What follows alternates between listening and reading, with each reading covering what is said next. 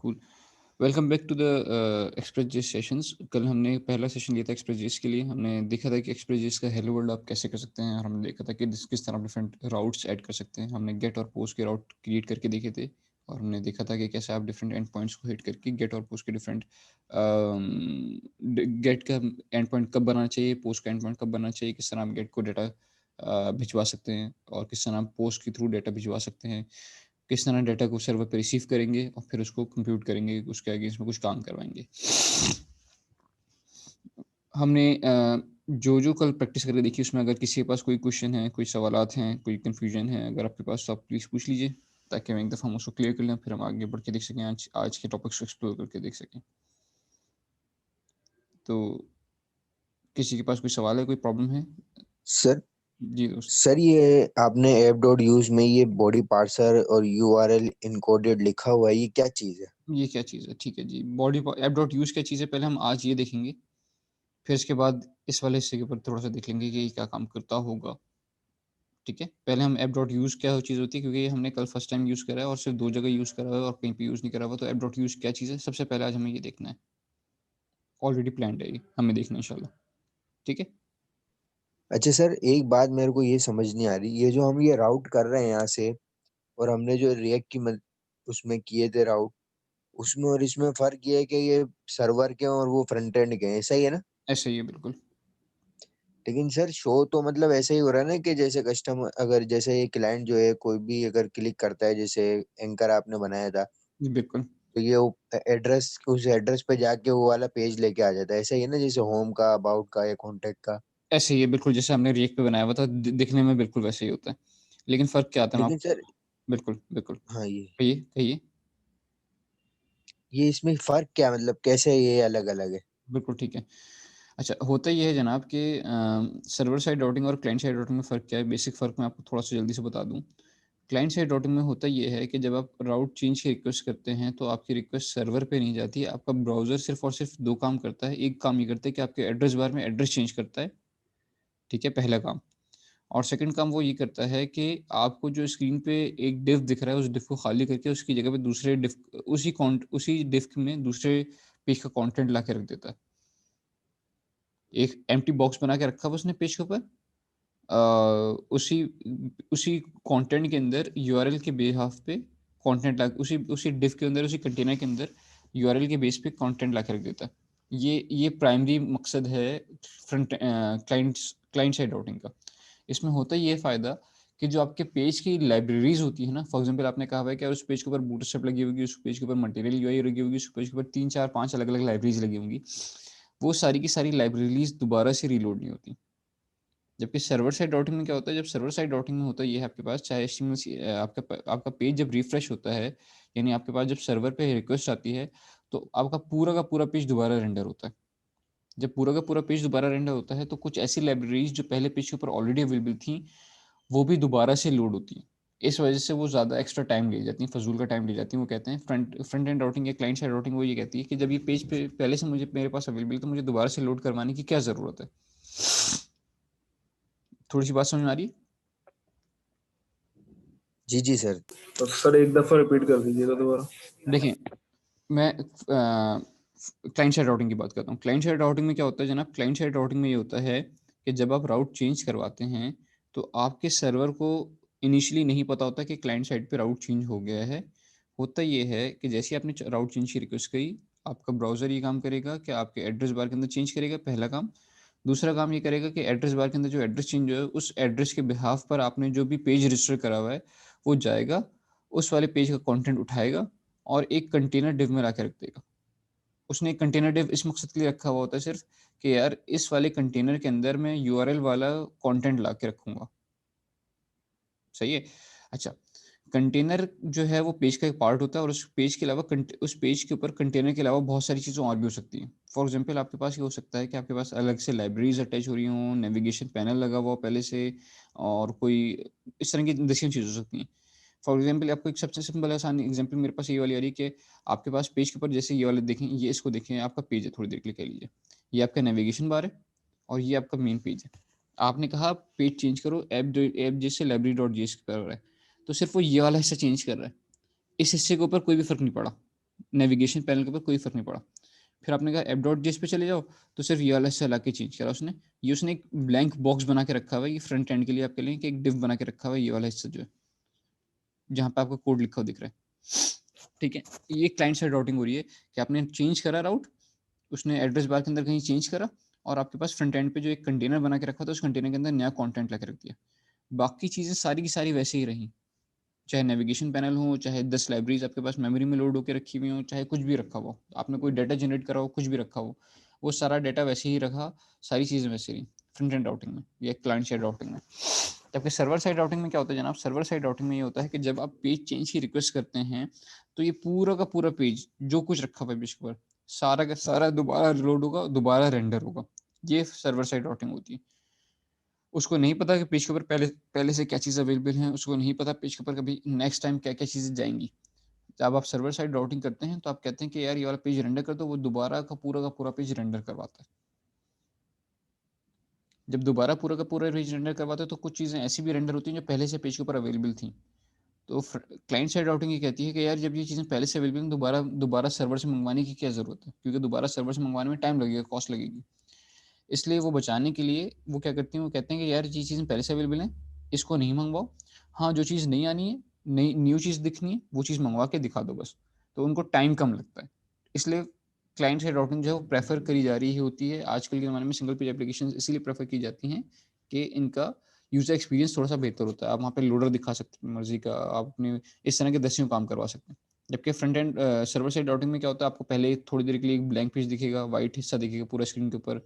Then आपके जो है उसके पास पेज रेंडर होना शुरू होगा, सारी लाइब्रेरीज डाउनलोड होंगी, पूरा पेज रेंडर होगा दोबारा। इस तरह वो वाला टाइम बचाने के लिए आप जो है वो क्लाइंट साइड राउटिंग को प्रेफर करेंगे। मेरा ख्याल है थोड़ा सा समझ में आया होगा। तो सर अगर ज्यादा बेहतर वो क्लाइंट साइड राउटिंग है, हम्म। तो हमें मतलब इस ये काम करने की जरूरत क्यों पड़ रही है जो हम अभी बिल्कुल कर सही, रहे हैं? बिल्कुल सही है। ये काम करने की जो सर्वर सर्वर साइड डेवलपमेंट करने की दो दो मकासद होंगे हमारे पास। पहला ये कि हम इसके अंदर ज़्यादातर एपीआई बेस्ड काम करेंगे, यानी हमारे पास क्लाइंट जो है वो सर्वर को जेसन भेजेगा, सर्वर क्या काम करेगा उसके बिहाफ पे कुछ कुछ ऑपरेशंस परफॉर्म करेगा, और रिस्पांस में भी क्लाइंट को जेसन भेज देगा। यानी क्या नाम है, आप ये कह लीजिए कि 99% या 95% जो आपकी रेंडरिंग वाला काम है ना, सारा का सारा वो फ्रंट एंड कर रहा होगा, पहला काम। दूसरा काम ये कि एटलीस्ट पहला पेज जो है ना, फर्स्ट टाइम स्क्रीन के ऊपर तो कुछ भी नहीं था ना। जैसे मैंने कहा, ये मेरा फॉर एग्जाम्पल लोकल 3000 पे चल रहा है। जब मैंने फर्स्ट टाइम जाके लोकल कॉलन 3000 लिख के एंटर करा, तब तो कुछ भी नहीं है। जब पहला पेज रेंडर करेगा, वो सर्वर की जिम्मेदारी हमेशा ही है। अभी भी ये सर्वर की जिम्मेदारी है कि पहला पेज सर्वर रेंडर करवाएगा। सर्वर ने पहला पेज रेंडर करवा दिया। हाँ, अब इसके अंदर जो है वो फिर डिफरेंट तरह के काम हो सकते हैं कि अब अपनी मर्जी के, आप अपने क्लाइंट साइड राउटिंग करवानी है, सर्वर साइड राउटिंग करवानी है, अब आपके पास डिफरेंट ऑप्शंस हैं, डिफरेंट तरीके हैं। हम इंशाल्लाह एक अच्छा सर, दफ़ा व्यूज़ समझ लेंगे तो थोड़ा-सा ज़्यादा बेहतर समझ में आ जाएगा ये। व्यूज़ आज हमें देखने के व्यूज़ क्या होते हैं, तो हमें ज़्यादा बेहतर समझ में आ जाएगा इंशाल्लाह ये। कहिए। अच्छा सर, एक सवाल ये है कि हम जैसे रिएक्ट के अंदर और जहाँ पे भी जैसे हमने एचटीएमएल में काम किया था, उसमें हम जो है उसको एचटीएमएल की फाइल बनाते थे ना, ब्राउजर पे देखने के लिए। सही है। और इसमें तो हमारे पास कोई फाइल एचटीएमएल की है नहीं, फिर भी ये ब्राउजर से कैसे चल रहा है? अभी बनानी है हमें एचटीएमएल की फाइल। जैसे ये हमने जो काम करा है, ये फॉर्म हमने कहाँ रखा हुआ है, एक एड्रेस बार के अगेंस्ट में, एक एड्रेस के अगेंस्ट में हमने पूरा फॉर्म रखा हुआ है। ये गलत है, क्योंकि एक बहुत छोटा सा फॉर्म था। अगर इसके अंदर कॉम्प्लेक्सिटीज आनी शुरू हो जाएंगी तो क्या हो जाएगा।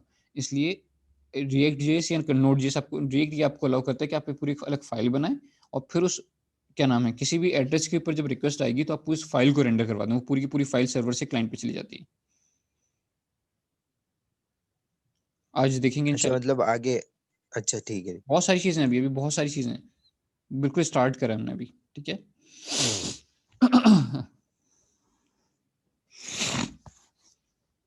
जी, और कोई सवाल है किसी के पास अभी तक की जो हमने टॉपिक्स कवर किए हैं उससे रिलेटेड?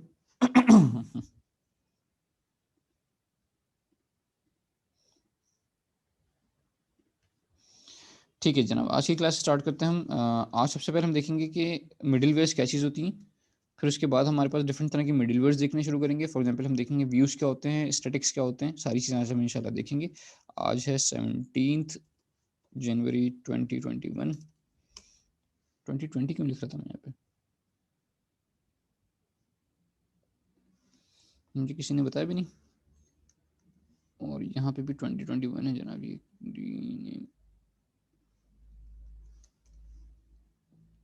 ठीक है। 17 जनवरी 2021 इसके अंदर मैंने एक नई फाइल, नया फोल्डर बना लिया App01 का, ताकि अगर इसके अंदर हमें मल्टीपल फाइल्स, मल्टीपल एप्लीकेशंस बनानी हो तो हम बना के देख सकें। App01 के नाम का फोल्डर आ गया और इस App01 के अंदर मैंने एक नई फाइल बना दी app.js। कमांड J करा मैंने, इसको स्टॉप करा जो सर्वर पिछला चल रहा था। cd.// से मैं एक फोल्डर ऊपर आ गया। Node.js के फोल्डर के अंदर आके मैंने कहा क्लास 03 वाली डायरेक्टरी के अंदर आ जाइए। यहाँ पे App01 वाली डायरेक्टरी के अंदर आ जाता हूँ मैं। cd01 App01 के अंदर आके पहले, सबसे पहले हम प्रोजेक्ट कैसे स्टार्ट करते हैं। अपने पास app.js की फाइल, तो हमारे पास वो फाइल है जहाँ पे हम कोड करेंगे। डिपेंडेंसीज मैनेज करने के लिए कौन सी फाइल थी? package.json के नाम की फाइल। तो पहले package.json के नाम की फाइल बना लेते हैं। मैंने कहा यहाँ पे आके लिखा मैंने npm init -y। तो मेरे पास एक package.json की फाइल बन गई। इसके अंदर डिपेंडेंसीज अभी कुछ भी नहीं है।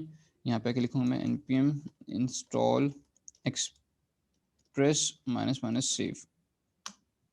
एक्सप्रेस जेएस के ऊपर काम करने से सबसे पहले मैंने एक्सप्रेस इस वाले प्रोजेक्ट के लिए एक्सप्रेस जेएस को इंस्टॉल करवा लिया। एक्सप्रेस इंस्टॉल हो गई।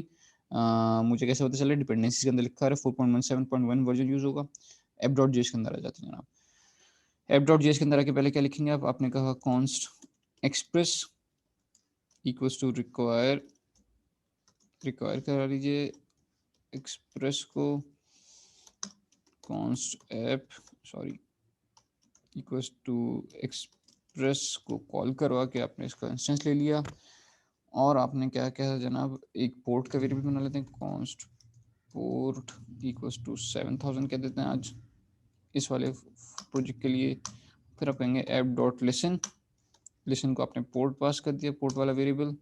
और ये आपके पास लिसन का कॉल बैक फंक्शन आ गया कि एरर आया है, सक्सेस आई है। अगर एरर आया है लिसन करने में, लिसन नहीं हो पाया मूड में, तो पहले वेरिफिकेशन होगी कि अगर एरर आया है तो console dot enable to listen given port। और क्या एरर है? ये एरर लिखवा लिया मैंने ERR, और यहाँ से हमने रिटर्न करवा दिया। देन इवेंचुअली आके मैंने कहा console dot log server up and running.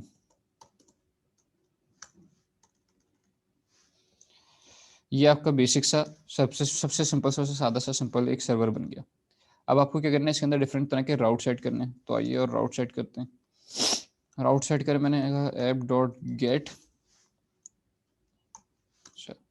/user /user/ अब यहाँ पे कह लीजिए अब हम क्या कर लेते हैं, आज हम किस तरह की चीज़ बना लें। अच्छा, आर्टिकल्स बनाते हैं थोड़ी देर के लिए। आर्टिकल्स या एक जिस तरह ब्लॉग होता है, तो मैंने कहा वार ब्लॉग एक ब्लॉग है जिसके अंदर मल्टीपल आर्टिकल्स होंगे। ठीक है, तो ये है टाइटल। ये हमारा डाटा है, थोड़ा सा देर के लिए डमी डाटा जो हम यूज़ करेंगे आगे आने वाले प्रोजेक्ट के अंदर।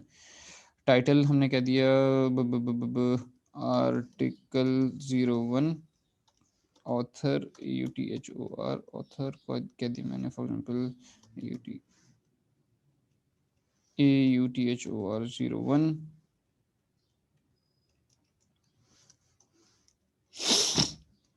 और क्रिएटेड ऑन मैंने कह दिया न्यू डेट। इसी तरह की मेरी 3-4 कॉपीज आ गई। ठीक है, अभी इसको हमें फर्क नहीं पड़ता थोड़ी देर के लिए।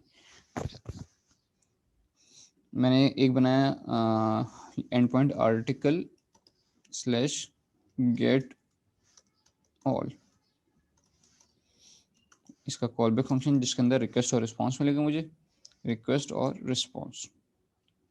और इस रिक्वेस्ट और रिस्पॉन्स के अंदर हमने क्या कहा?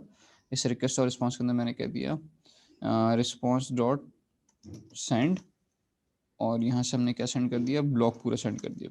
जितने भी आर्टिकल्स होंगे सारे के सारे फ्रंट एंड पे चले जाएंगे। आर्टिकल 2, 3, 4, 5, 6,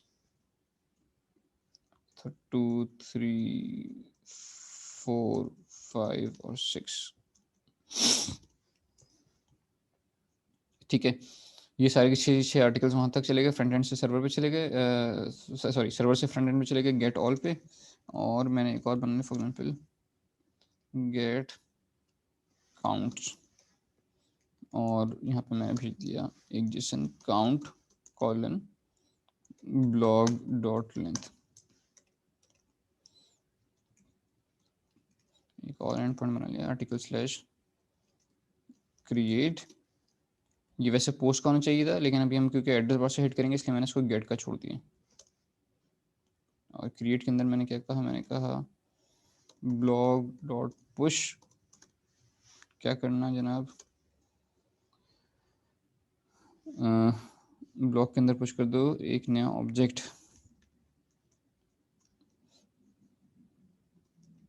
और इस नए ऑब्जेक्ट के अंदर ये नंबर चेंज होगा, 6 की जगह 7 करूँगा थोड़ी देर के लिए। तो मैंने इसके लिए क्या कहा, मैंने कहा let count equals to blog dot length. अभी जो लेंथ है उसके अंदर एक इंक्रीमेंट कर दिया मैंने, तो 6 होगा तो 7 हो जाएगा, 7 होगा तो 8 हो जाएगा। और ये वाला काउंट मैंने यहाँ पे कॉन्कैट करा दिया इसके साथ।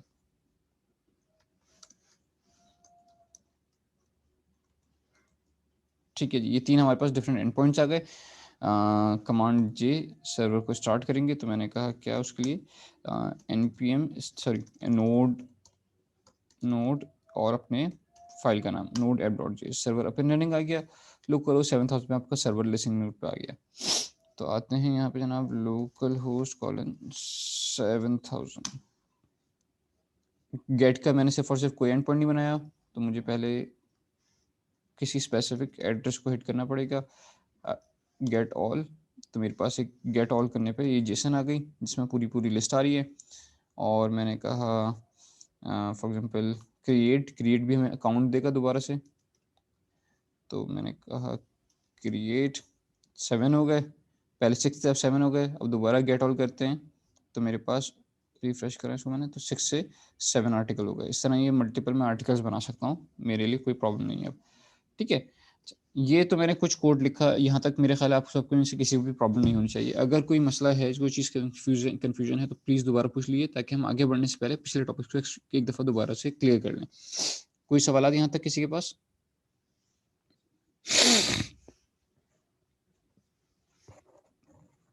यहाँ तक सब समझ में आ रहा है सबको? जी सर, यहाँ तक क्लियर। ऑल गुड, ठीक है जनाब। फिर हम आगे बढ़ते हैं। अब हम देखेंगे, बात करेंगे लास्ट क्लास में जैसे हमने यूज़ करा था ऐप डॉट यूज़ करके, एक हमने कुछ चीज़ काम करी थी। ऐप डॉट यूज़ क्या चीज़ होती है जनाब? ऐप डॉट यूज़ आपके पास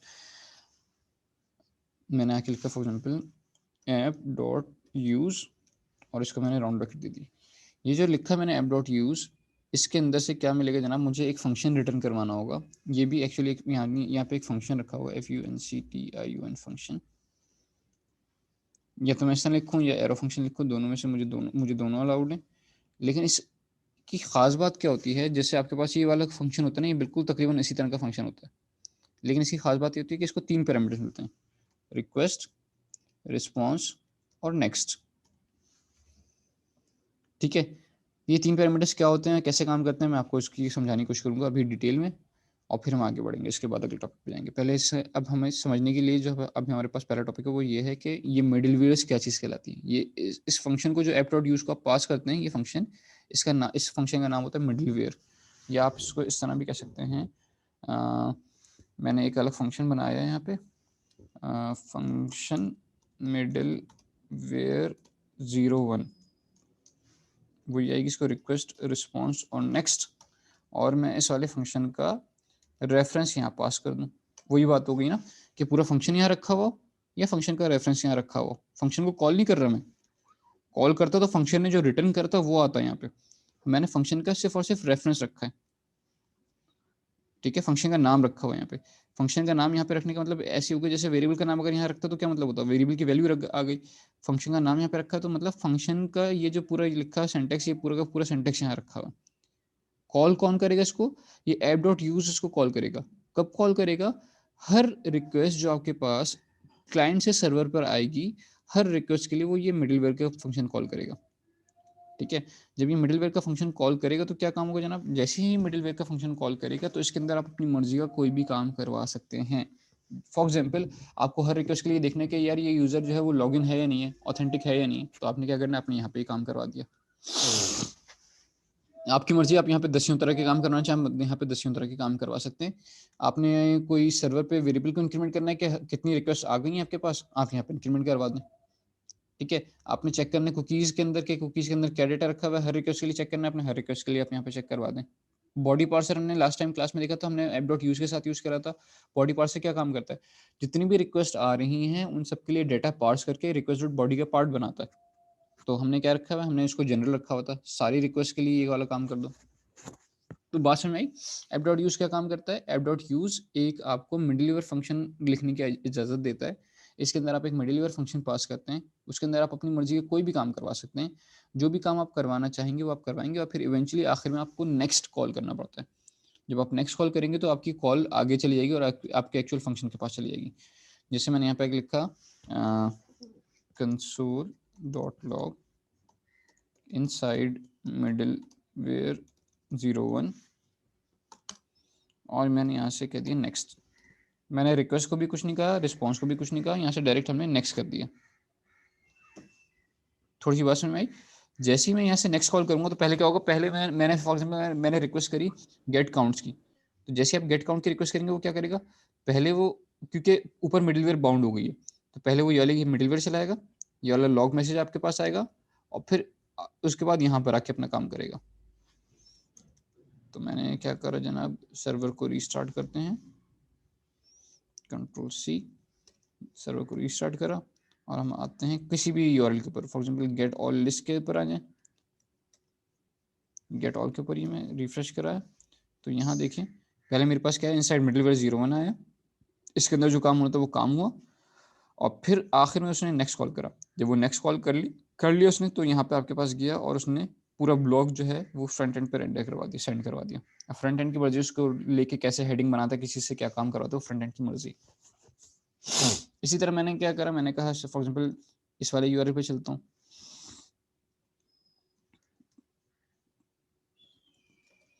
गेट काउंट मुझे 6 दिखा रहा है, तो दोबारा से मेरे पास आ गया मिडिलवेयर 01। यानी कोई भी फंक्शन चलेगा जो मिडिलवेयर के बाद लिखा हुआ कोई भी यूआरएल चलेगा, ये मिडिलवेयर लिखी हुई है, इसके बाद लिखा हुआ कोई भी यूआरएल चलेगा, ये वाला हो या ये वाला हो या ये तीसरा आपके पास जो यूआरएल था ये वाला यूआरएल हो, कोई सा भी यूआरएल आपके पास हिट होगा तो पहले क्या होगा, पहले वो मिडिलवेयर को चलाएगा, और जब मिडिलवेयर नेक्स्ट कॉल कर देगा तो वो उस वाले यूआरएल वाले फंक्शन के ऊपर आ गया। यानी आपने जब यूआरएल हिट करा ये वाला, तो इस फंक्शन के चलने से पहले वो क्या काम करेगा, इस वाले मिडिलवेयर को चलाएगा, और जब इस वाले फंक्शन से ये थर्ड पैरामीटर कॉल होगा, नेक्स्ट कॉल होगा, तो वो यहाँ पर आएगा और इस वाले फंक्शन को एग्जीक्यूट करेगा। हो सकता है कि इसके अंदर आप कोई ऐसा काम करते हैं जो ज़्यादा टाइम ले जाए। फॉर एग्जाम्पल मैंने यहाँ पे कह दिया सेट टाइम आउट, और इसके अंदर जो फंक्शन आता है सेट टाइम आउट का सिंटैक्स है ये, और इसमें आप टाइम पास करते हैं। हमने पास कर दिया फॉर एग्जांपल 5 सेकंड पास कर दें ताकि हमें डिफरेंस क्लियर दिखे। अच्छा, ये वीडियो थोड़ी जो रुकेगी, तूने स्कूल का पढ़ा हमने कल या परसों। यहाँ पे टाइम आउट पास कर दिया 5 सेकंड का, और इसके अंदर मैंने आके लिख दिया नेक्स्ट, आगे कॉल कर दिया नेक्स्ट को। अच्छा जनाब, तो यानी जितनी भी रिक्वेस्ट आएगी, फॉर एग्जांपल मैंने रिक्वेस्ट करी गेट काउंट्स की, तो पहले वो यहाँ पर मेरे पास यहाँ पे ये वाला एंड पॉइंट चलाने से पहले वो क्या करेगा, पहले वो इस वाले मिडिलवेयर को चलाएगा, मेरे पास ये वाला मैसेज आएगा, फिर 5 सेकंड बाद नेक्स्ट करेगा। जब 5 सेकंड बाद नेक्स्ट करेगा तो इस वाले फंक्शन पे 5 सेकंड के बाद आएगा वो मेरा प्रॉम्प्ट आएगा, और 5 सेकंड बाद फिर मेरे पास क्लाइंट साइड पे रिस्पॉन्स भी आएगा। तो स्टॉप करा मैंने इसको कंट्रोल सी से, और प्रोजेक्ट को स्टार्ट करा दोबारा। अच्छा ना, आपको दिखाने के लिए डिफरेंस नेटवर्क का मैंने टैब खोल लिया, इसको मैं क्लियर कर दूं, उसको यहाँ पे कॉल छोड़ दिया, हमने कहा रिफ्रेश, तो ये देखिए रिक्वेस्ट गई हुई 5 सेकंड होंगे, उसके बाद उसका रिस्पॉन्स आया। फिर मैंने कहा आर्टिकल गेट काउंट्स के बाद क्या था, दूसरा था मेरे पास गेट ऑल, ये देखिए लोडर दिख रहा है, 5 सेकंड तक रिक्वेस्ट गई हुई, क्योंकि वो अभी यहाँ पर इसने ये तो लॉक करा दिया लेकिन नेक्स्ट कॉल नहीं हुआ, नेक्स्ट कॉल होगा 5 सेकंड बाद। जब नेक्स्ट कॉल हो गया यहाँ पर, तो उसने क्या करा, उसने कहा कि भैया मुझे पूरा का पूरा ब्लॉग भेजना है। उसने अब ये पूरा ब्लॉग क्लाइंट साइड पर लिखा हुआ दिखा दिया। बात समझ में आ रही थोड़ी सी? अब इसका इस्तेमाल होता क्या है रियल वर्ल्ड में, क्या इस्तेमाल होगा अभी मैं करके दिखाता हूँ, लेकिन पहले थोड़ा सा ये देख लीजिए कि आपको ये वाली चीज समझ में आ रही है या नहीं समझ में आ रही। मिडिल वेयर वाली चीज के रिक्वेस्ट रिस्पॉन्स और नेक्स्ट वाली क्या चीज है। रिक्वेस्ट रिस्पॉन्स और नेक्स्ट ये चीज समझ में आ जाए तो फिर हम आगे बढ़ेंगे। यहाँ तक ऑल गुड है, यहाँ तक सब समझ में आ रहा है? सर ये नेक्स्ट तो चले समझ में आ गया, लेकिन रिक्वेस्ट और रिस्पॉन्स में क्या आ रहा है? रिक्वेस्ट और रिस्पॉन्स पूरा आपका वही वाला ऑब्जेक्ट है जो रिक्वेस्ट और रिस्पॉन्स का इस वाले फंक्शन का होता है। इसके अंदर आप वही सारे काम करवा सकते हैं जो रिक्वेस्ट के अंदर आपने कुछ यहाँ पे काम करवाना हो या रिस्पॉन्स के अंदर कुछ काम करवाना हो तो आप यहाँ पे करवा सकते हैं। बिल्कुल वही वाला काम यहाँ पे भी करवा सकते हैं। लेकिन रिक्वेस्ट में से आप डाटा मिडिल वेयर के अंदर आप आमतौर पे डाटा निकालते हैं, डाटा रखवाते नहीं है मिडिल वेयर के थ्रू।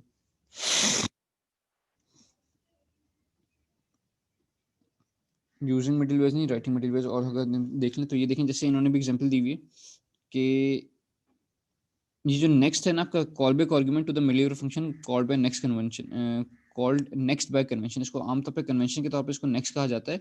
और इन्होंने ये यहाँ पे एक एंड पॉइंट के अगेंस्ट में रखा हुआ है। वैसे आपके लिए जरूरी नहीं कि आप किसी एंड पॉइंट के अगेंस्ट में रखें, आप इसको जनरल बनाते हैं। आपने लिखते हैं कैसे, app dot use my logger. जैसे इन्होंने यहाँ पे एक लॉगर के नाम का रिक्वेस्ट फंक्शन बनाया हुआ है। ये क्या काम करता है, ये लॉग हर रिक्वेस्ट के लिए कुछ ना कुछ मैसेज लॉग करता है और फिर इवेंचुअली नेक्स्ट कॉल कर देता है। तो इस तरह का काम कर लेते हैं अपने पास भी। फॉर एग्जाम्पल मैंने यहाँ पे क्या दिया, इस वाले मिडिलवेयर के यूजर्स को मैंने कमेंट कर दिया ताकि 5 सेकंड का डिले बार बार ना आए। मैंने यहाँ पे एक और फंक्शन बनाया, मैंने कहा फंक्शन रिक्वेस्ट REQUEST लॉगर। इसको क्या मिलेगा, रिक्वेस्ट मिलेगी, रिस्पॉन्स मिलेगा और नेक्स्ट मिलेगा। console.log received request for, इसके साथ कॉन्केट कर दिया request.url। और रिक्वेस्ट में से क्या निकाल सकता हूँ मैं, request.url होता था और request.method होता था क्या, चलिए अभी छोड़ते हैं। और यहाँ पे मैंने क्या कर दिया, मैंने यहाँ पे कॉल कर दिया नेक्स्ट। तो जब भी आपके पास सर्वर पे रिक्वेस्ट आएगी वो ये मैसेज एक आपके पास लॉक करेगा, इस वाले यूआरएल के लिए रिक्वेस्ट आई है। अच्छा एक और यहाँ पे इन्होंने मिडिलवेयर एक और बना लेते हैं, function request receive RECEIVING time, request receiving time. आज अगर पॉसिबल हुआ तो आज या फिर नेक्स्ट क्लास में जब हम सेशंस पढ़ेंगे तो ऑथेंटिकेशन वाला काम भी हम इसी मिडिलवेयर के अंदर काम करेंगे कि यूज़र अगर एक पेज को एक्सेस करने जा रहा है तो उसको उस वाले यूआरएल का एक्सेस भी है या नहीं है, अभी वो लॉग्ड इन है या नहीं है, तो वो सारे काम भी इसी मिडिलवेयर के थ्रू ही होगा इंशाल्लाह। रिक्वेस्ट रिस्पॉन्स और नेक्स्ट, ये 3 चीज़ें मिली हमें। हमने क्या कहा, हमने कहा कंसोल, सॉरी यहाँ पे इस दफ़ा हम रिक्वेस्ट के अंदर एक पैरामीटर ऐड करते हैं, टाइम ये receiving RECEIVING receiving time equals to new date. और फिर यहाँ से चलिए नेक्स्ट कॉल नहीं करा इस दफ़ा मैंने, ठीक है। और मैंने कहा ऐप यूज, जी दोस्त। ये रिक्वेस्ट के अंदर ये जो है रिसीविंग टाइम पहले से होता है? नहीं, मैंने अभी प्रॉपर्टी क्रिएट करी, सही है। इसी तरह मैं यहाँ पे एक प्रॉपर्टी ऐड कर दूंगा, for example request dot user, कौन से यूजर ने इस वाली रिक्वेस्ट को ऐड करा है। इस तरह मैं कोई भी प्रॉपर्टी ऐड करना चाहूँ तो यहाँ पे अटैच कर सकता हूँ, ठीक है। अच्छा अब हम क्या करेंगे, यहाँ पे मैंने कहा ऐप डॉट यूज को मैंने ये दोनों अपने फंक्शन पास कर दिए जो मिडिलवेयर फंक्शन थे मेरे, रिक्वेस्ट लॉगर भी और ऐप डॉट यूज को मैंने एक और ऐप डॉट यूज करके मैंने कहती है ये रिसीविंग टाइम भी। Ctrl+C से मैंने प्रोजेक्ट को स्टॉप करा। ये एक ही में दोनों नहीं हो सकते सर, ये नहीं, दोनों अलग, सेपरेटेड कॉमन अलग? नहीं नहीं नहीं नहीं नहीं, multiple app dot use, multiple functions app dot use को नहीं देंगे, आप अलग अलग यूज करेंगे, ठीक है। अच्छा और मैंने क्या करा जनाब, सर्वर को स्टार्ट करा, node app dot GS. Server पर आते हैं, यहाँ पर आके मैंने अपने प्रोजेक्ट को अपने यूआरएल को रिफ्रेश करा तो ये तो सिर्फ घूम ही जा रहा है।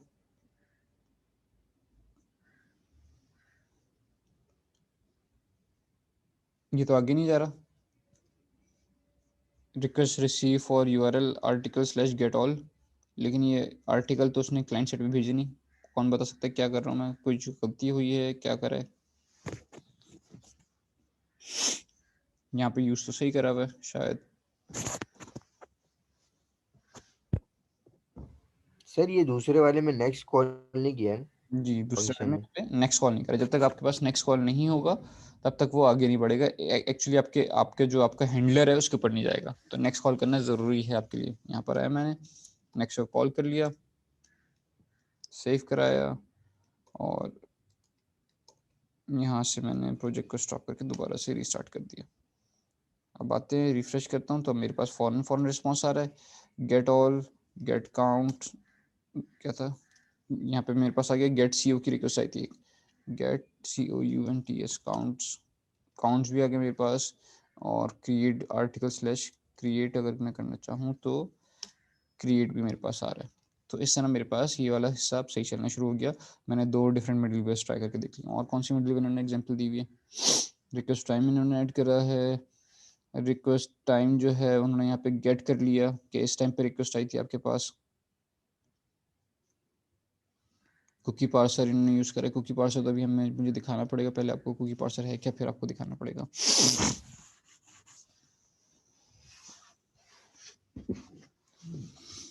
ठीक है जनाब। तो ये एक बेसिक से आपके पास मिडलवेयर की इन्होंने एग्जांपल दी है कि आपने क्या कर सकते हैं, आप किस तरह एक मिडलवेयर बना सकते हैं, उसको यूज़ कर सकते हैं।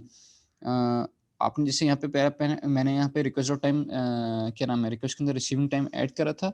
तो इस तरह आपके पास हर यूआरएल के अंदर आपके पास क्या हो सकता है, आप यहाँ पे कह सकते हैं console.log the request was received RECIVED add, यहाँ पे आपने कह दिया रिक्वेस्ट डॉट रिसीविंग टाइम। वही जैसे आपने अपने प्रॉपर्टी यहाँ पे सेट करवाई थी, आप उस प्रॉपर्टी को अपने रिक्वेस्ट वाले इसी ऑब्जेक्ट, ये रिक्वेस्ट वही वाला ऑब्जेक्ट है जो यहाँ पे रिक्वेस्ट थी, वही वाली रिक्वेस्ट यहाँ पे भी है। तो आप रिक्वेस्ट में से वही डाटा जो आपने यहाँ पे सेट करवाया था उस डाटा को यहाँ पे निकाल भी सकते हैं। जो डाटा आप यहाँ पे सेट करवा रहे हैं किसी भी यूआरएल के अंदर, उस वाले डाटा को दोबारा से निकाल भी सकते हैं। आप उसको देख सकते हैं कि उसमें क्या डाटा रखा हुआ है, उस वाली प्रॉपर्टी में क्या डाटा रखा हुआ है। सर लेकिन ये यहाँ तो हमने एक स्कोप के अंदर रखा हुआ है ना। हाँ, ये इस वाले स्कोप के अंदर है, लेकिन रिक्वेस्ट का ऑब्जेक्ट जो यहाँ पर है ना, वही वाला रिक्वेस्ट का ऑब्जेक्ट यहाँ पे भी जा रहा है। ऑब्जेक्ट के अंदर एक प्रॉपर्टी आपने यहाँ बना दी और वही वाला ऑब्जेक्ट आगे फॉरवर्ड हो रहा है, तो उस प्रॉपर्टी को आप आगे रिसीव भी कर सकते हैं ना। अच्छा मतलब ये पूरी की पूरी फाइल के अंदर जितने भी रिक्वेस्ट हैं रिस्पॉन्स है वो सबके एक जैसा ही होगा। वो सारे नहीं, इस तरह समझिए कि एक्चुअली ये वाली रिक्वेस्ट कौन सी है। होता ये है कि जब आपके पास इस वाले यूआरएल के ऊपर हिट आएगी तो पहले वो क्या काम करेगा जनाब, पहले वो ये वाली मिडलवेयर एग्जीक्यूट करेगा, ये वाली दोनों मिडलवेयर एग्जीक्यूट करेगा। फर्स्ट मिडलवेयर रिक्वेस्ट लॉगर की है, सेकंड रिक्वेस्ट जो है वो रिक्वेस्ट रिसीविंग टाइम ऐड करने की।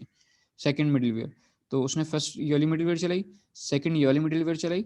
जब सेकंड मिडलवेयर से भी नेक्स्ट कॉल होगी, फर्स्ट मिडलवेयर से नेक्स्ट कॉल होगा तो सेकंड मिडलवेयर पे जाएगा। सेकंड मिडलवेयर से नेक्स्ट कॉल होगा तो अब थर्ड कोई मिडलवेयर नहीं है, तो आपके एक्चुअली कॉल जो आपका हैंडलर है इस वाले हैंडलर पे जाएगा। लेकिन ये जो रिक्वेस्ट आपके पास से सर्वर पे गई है, यानी फ्रंट एंड से सर्वर पे गई है, सारे ये जो रिक्वेस्ट का ऑब्जेक्ट है वो एक ही ऑब्जेक्ट आगे बढ़ते चला जाएगा इवेंचुअली, जब तक आप रिस्पॉन्स डॉट सेंड नहीं करवा देते। फिर जब आप दोबारा नेक्स्ट टाइम रिक्वेस्ट करेंगे, फॉर एग्जाम्पल इस वाले आर्टिकल स्लैश गेट काउंट्स के लिए, इस वाले एंड पॉइंट के लिए, तो दोबारा से ये रिक्वेस्ट का ऑब्जेक्ट, ये रिक्वेस्ट का ऑब्जेक्ट और ये रिक्वेस्ट का ऑब्जेक्ट, तीनों एक ही चीज है, एक ऑब्जेक्ट है जिसके अंदर मल्टीपल प्रॉपर्टीज पड़ी हुई हैं। जैसे मैं रिक्वेस्ट डॉट यूआरएल यहाँ पे लॉक करवाऊँ, ये रिक्वेस्ट डॉट यूआरएल मैं यहाँ पे लॉक कराऊँ, दोनों के अंदर सेम सेम यूआरएल दिखाएगा। ठीक है, एक ही ठीक है ऑब्जेक्ट सर। जो आगे पास होता चले जा रहा है। अच्छा जनाब, और क्या हो सकती है हमारे पास एग्जांपल मिडलवेयर्स की। मिडलवेयर अभी जो हमने यूज़ करा है, माउंट करा है, वो हमने यूज़ करा है इस तरह कि हमने ये मिडलवेयर का यूज़ करना, ये क्या ले जाता है, मिडलवेयर को माउंट करा है आपने, माउंट कर दिए कि ये अब माउंट हो गई और हर फंक्शन के लिए कॉल होगी। लेकिन कुछ कुछ मिडलवेयर्स ऐसी होती हैं जो आप हर फंक्शन के लिए एग्जीक्यूट नहीं करवाना चाह रहे होते, आप किसी स्पेसिफिक फंक्शन के लिए एग्जीक्यूट करवाना चाह रहे होते हैं। तो उसके लिए क्या करना होता है, उसके लिए आपको काम ही करना पड़ता है कि बजाय इसके कि आप ऐप डॉट यूज़ में लिखें, आप यहाँ पे आके फंक्शन के अंदर यहाँ पे ले देते हैं रिक्वेस्ट लॉगर, सॉरी, यहाँ पे आके लिख देते हैं। अब यहाँ पे आके लिखा तो मतलब क्या हुआ कि पहले ही वाली मिडिल यहाँ से हटा दूँ थोड़ी देर के लिए, ठीक है।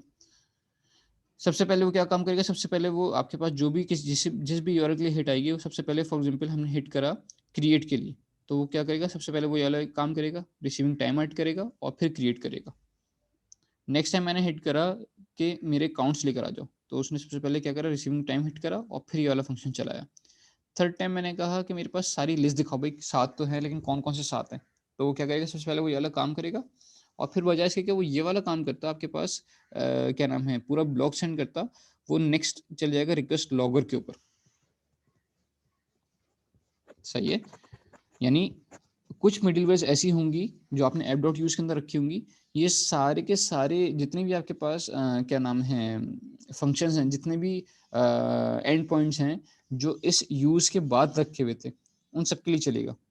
लेकिन अगर आप कोई ऐसी मिडिलवेयर बनाना चाह रहे हैं जो आप सारे के सारे फंक्शंस के लिए, सारे के सारे एंड पॉइंट्स के लिए नहीं चाहते, बल्कि कुछ स्पेसिफिक एंड पॉइंट्स के लिए चाहते हैं, तो आप बजाय इसके कि आप ऐप डॉट यूज के अंदर लिखें, आप आके उसी क्या नाम है जो आपने एंड पॉइंट की डेफिनेशन बताई हुई, उसी डेफिनेशन के साथ फंक्शन का रेफरेंस पास कर देंगे।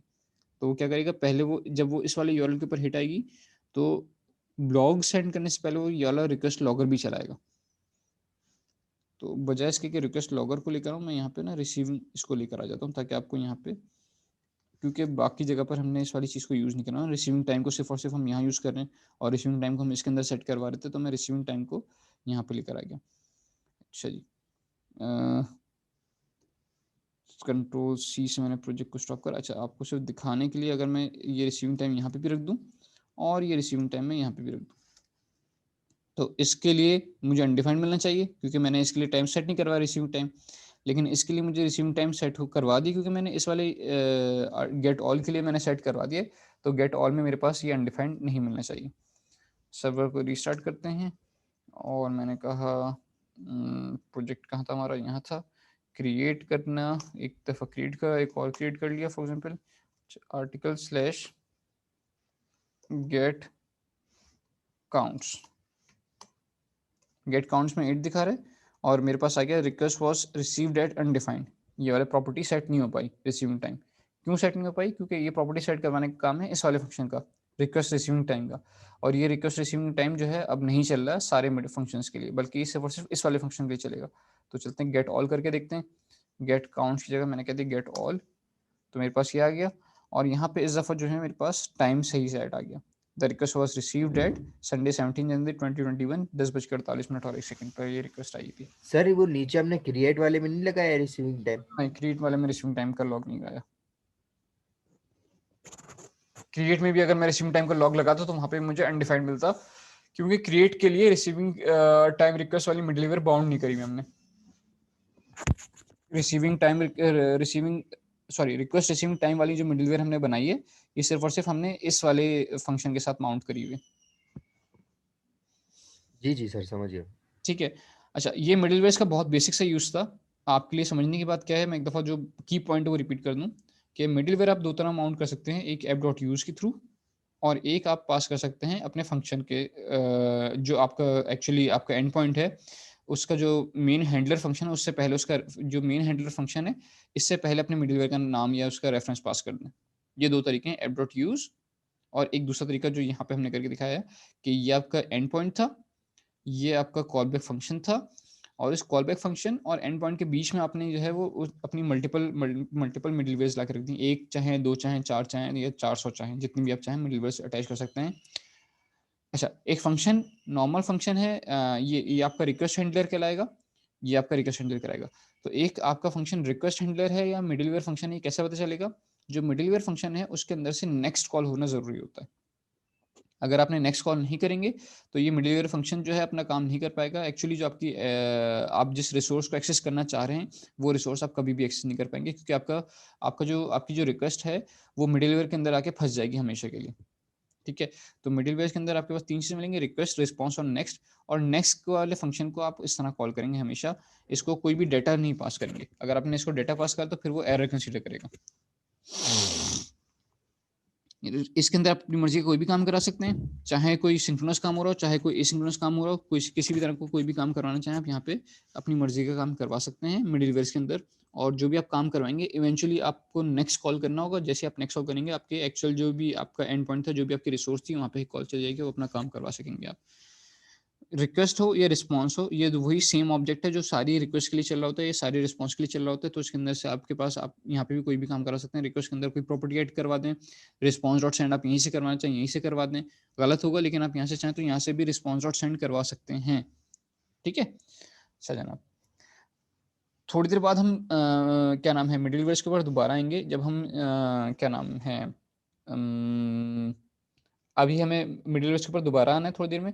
राउटर जब हम पढ़ेंगे तो मिडिलवेयर को हम देखेंगे राउटिंग कैसे मिडिलवेयर के साथ कैसे काम करती है। अभी हमने बहुत बेसिक सी राउटिंग पढ़ रहे हैं। ये जो हम ऐप डॉट गेट करते हैं ये एक्चुअल एप्लीकेशन में, बड़ी एप्लीकेशन में इस तरह मल्टीपल ऐप डॉट गेट नहीं करेंगे, अलग अलग फाइल बनती हैं, अलग अलग फोल्डर बनते हैं, वो हम करके देखेंगे थोड़ा सा जब हमें हैंड्स ऑन हो जाएगा इंशाल्लाह। अच्छा जी, मिडिलवेयर के टॉपिक को मैं, जो हमारी कस्टम मिडिलवेयर है, इसके टॉपिक को मैं यहाँ पे रोकूंगा। यहाँ तक अगर किसी का कोई सवाल है तो मुझसे पूछ लीजिए प्लीज़, ताकि फिर मैं आगे नेक्स्ट टॉपिक के ऊपर मूव करूंगा। कि फॉर एग्जांपल हम देख सकते हैं कि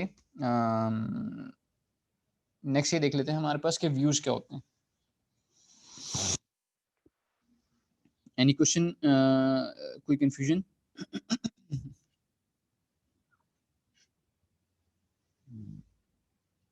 ठीक है जनाब, आगे बढ़ते हैं। हम बात करेंगे जनाब अब व्यूज़ की। एक्सप्रेस जेएस, इसके अंदर हम बात कर लेते हैं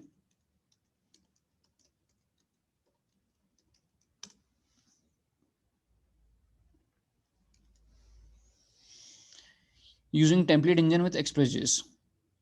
पग हमें यूज़ करने की ज़रूरत नहीं है, हम जो यूज़ करेंगे वो ईजेएस के नाम का एक और ईजेएस के नाम का टेम्पलेट इंजन है, वो यूज़ करेंगे। 3-4 अलग अलग टेम्पलेट इंजन होते हैं। क्या होता है टेम्पलेट इंजन, कैसे यूज़ करते हैं, थोड़ा सा आहिस्ता आहिस्ता भी हम इंशाल्लाह देखेंगे। ईजेएस डॉट रेंडर नहीं, अभी मुझे चाहिए ऐप डॉट यूज़ के अंदर हम व्यूज़ बताते हैं ना, व्यू इंजन बताते हैं, वो 1 मिनट में देख रहा हूँ।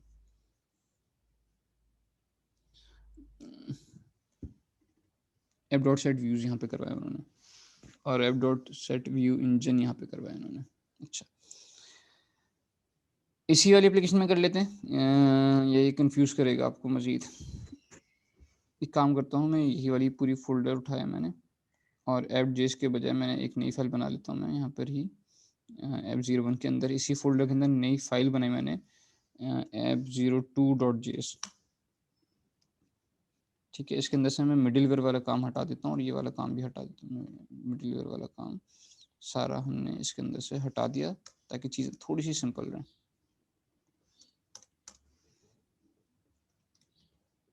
चलो, कल वाला काम आपको याद हो तो हमने क्या करा था जनाब, वहाँ पर एक फॉर्म बनाया था, और वो पूरा का पूरा फॉर्म जो रखा हुआ था हमने वो यहीं पे रखा हुआ था, इसी फंक्शन के अंदर रखा हुआ था।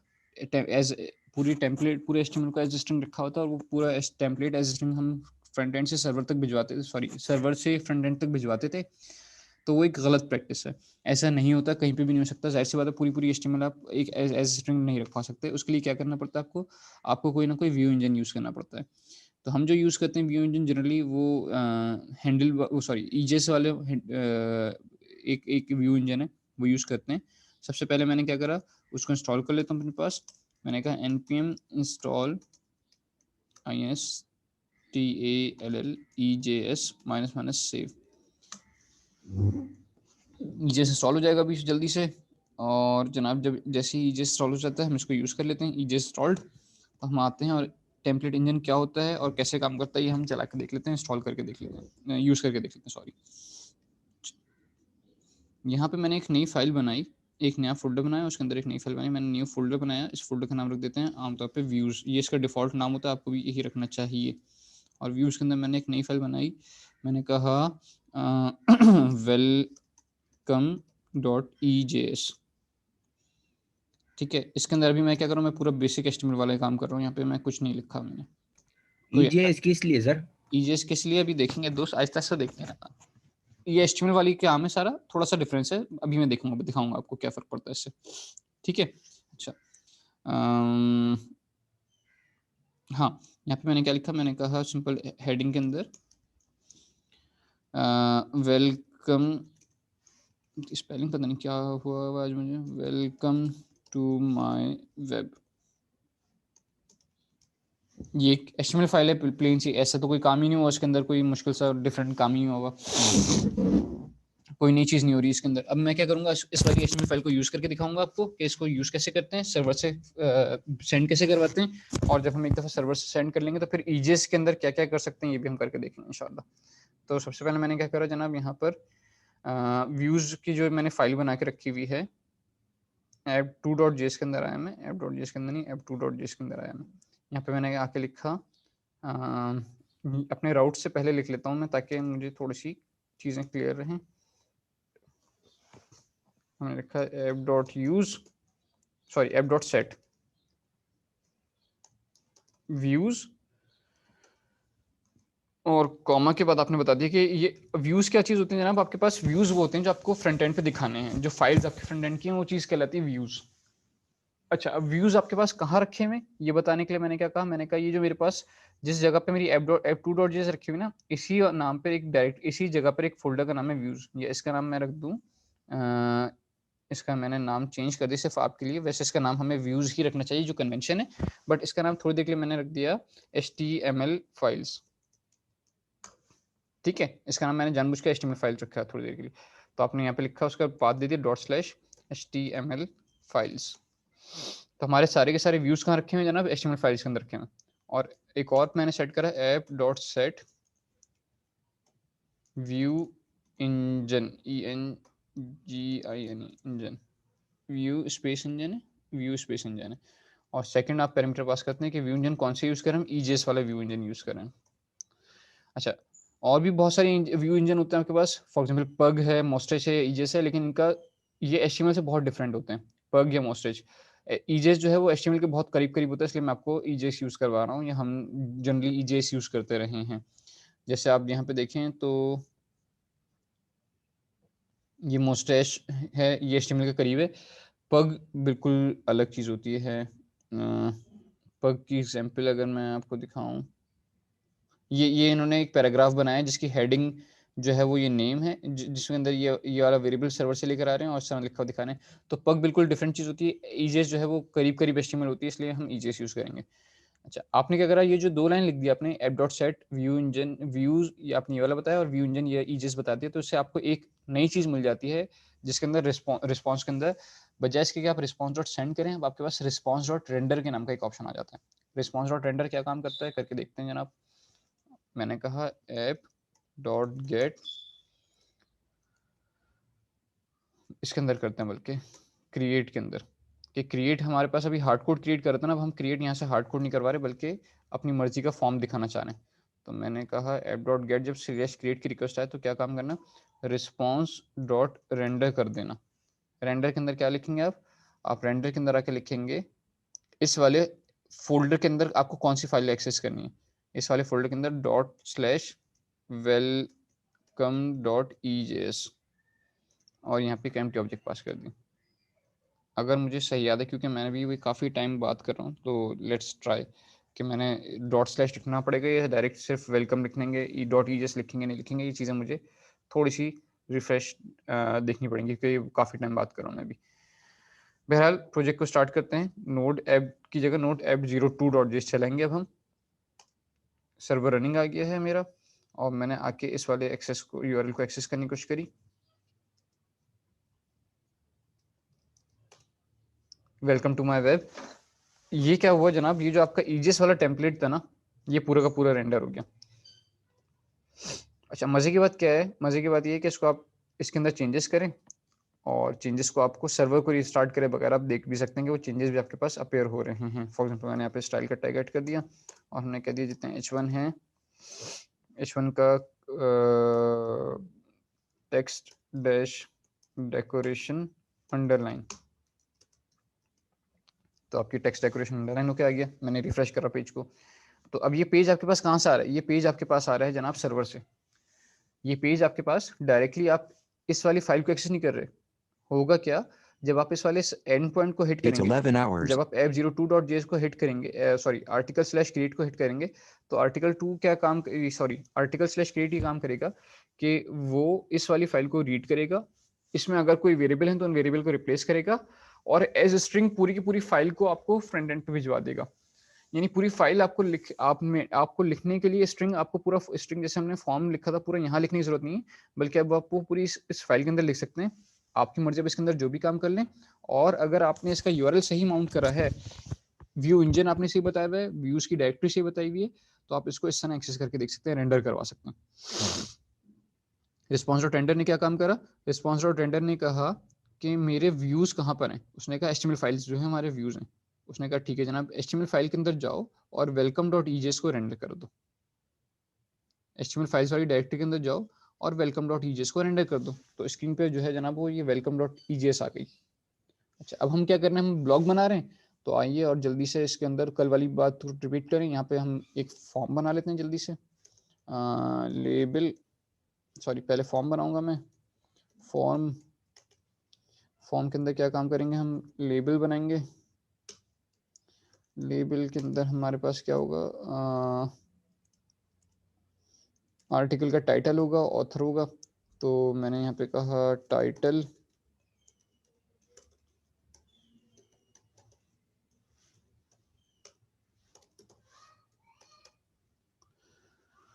और नेम हमने कह दिया क्या, टाइटल, और इसको मैंने कह दिया रिक्वायर्ड। तो ये अब मुझे काम कहाँ करो मैं, ऐसी वही पुराना वाला काम हो गया जो हमने शुरू करा था कि जहाँ पे हम प्लेन एचटीएमएल के अंदर काम करना है। ईजेएस का क्या फायदा होता है, या डॉट ईजेएस एक्सटेंशन क्यों रखा है, ये अभी थोड़ी देर में बताऊंगा। पहले मैं बेसिक चीज बता दूं, जो बेसिक चीज है, बेसिक सी चीज है। फॉर्म को क्यों बंद कर दिया मैंने, फॉर्म को नहीं, मुझे यहाँ पे एक BR लगाना है, लाइन ब्रेक। BR भी गलत लगा रहा हूँ मैं, लाइन ब्रेक करा। टाइटल के बाद मेरे पास क्या था, नेक्स्ट मेरे पास था ऑथर, AUTHOR ऑथर, ये भी रिक्वायर्ड है। और यहाँ पे मैंने कह दिया एक बटन, इसमें मैंने कह दिया टाइप इक्वल टू सबमिट, और इसको क्या हमने कह दिया क्रिएट, क्या नाम है, क्रिएट क्या करें, क्रिएट न्यू ब्लॉग। सही है। इस फॉर्म के अंदर अब मुझे क्या करना पड़ेगा, फॉर्म को मुझे सबमिट करवाना पड़ेगा। फॉर्म के सबमिशन पे हमको दो चीज़ें बतानी होती हैं। पहले मैंने बता दिया मेथड जो होगा वो उसका पोस्ट होगा, और साथ में हमने इसके अंदर सॉरी एक्शन हमने बता दिया ACTION, एक्शन इक्वल्स टू यही वाला एक्शन रख लेते हैं जो हमारा था आर्टिकल स्लैश क्रिएट। सेव कराया इसको। अच्छा, अब क्योंकि मुझे यहाँ से मैं पोस्ट कर रहा हूँ, तो आर्टिकल स्लैश क्रिएट पे अभी तक हमने गेट का यूआरएल बनाया हुआ था, आर्टिकल स्लैश क्रिएट पे हमने पोस्ट का यूआरएल नहीं बनाया था। तो मैंने कहा ऐप डॉट पोस्ट। एक ही यूआरएल पे आप गेट भी बना सकते हैं और उसी यूआरएल पे आप पोस्ट भी बना सकते हैं। तो इस पे गेट जब होगा तो ये फॉर्म दिख जाएगा, और जब इस पे पोस्ट होगा तो ये फॉर्म क्या काम करेगा, मेरे लिए एक नया आर्टिकल क्रिएट कर देगा। जब भी पोस्ट हो तो क्या काम करना जनाब, यहाँ से मैंने क्या कहा, मैंने कहा रिक्वेस्ट और रिस्पॉन्स मिलेगा, रिक्वेस्ट और रिस्पॉन्स मिलेगा, यही वाला काम करना है हमें। काउंट नहीं होगा इस दफ़ा। और ये आर्टिकल टाइटल कहाँ से निकालूंगा मैम, कौन बता सकता है कहाँ से निकालूंगा टाइटल में, किस वाले, ये टाइटल मुझे या ऑथर का नाम कहाँ से मिलेगा। अब तो हम फॉर्म क्रिएट करवा रहे हैं ना, यहाँ से फॉर्म से वो डेटा भिजवा रहे हैं। जब हम फॉर्म से वो डेटा भिजवा रहे हैं तो ये टाइटल या ये ऑथर मुझे कहाँ मिलेगा, किस प्रॉपर्टी मिलेगा। कल अगर आपको कल वाली क्लास याद है, जब हम पोस्ट करवाते हैं तो किस तरह डेटा उठाते हैं,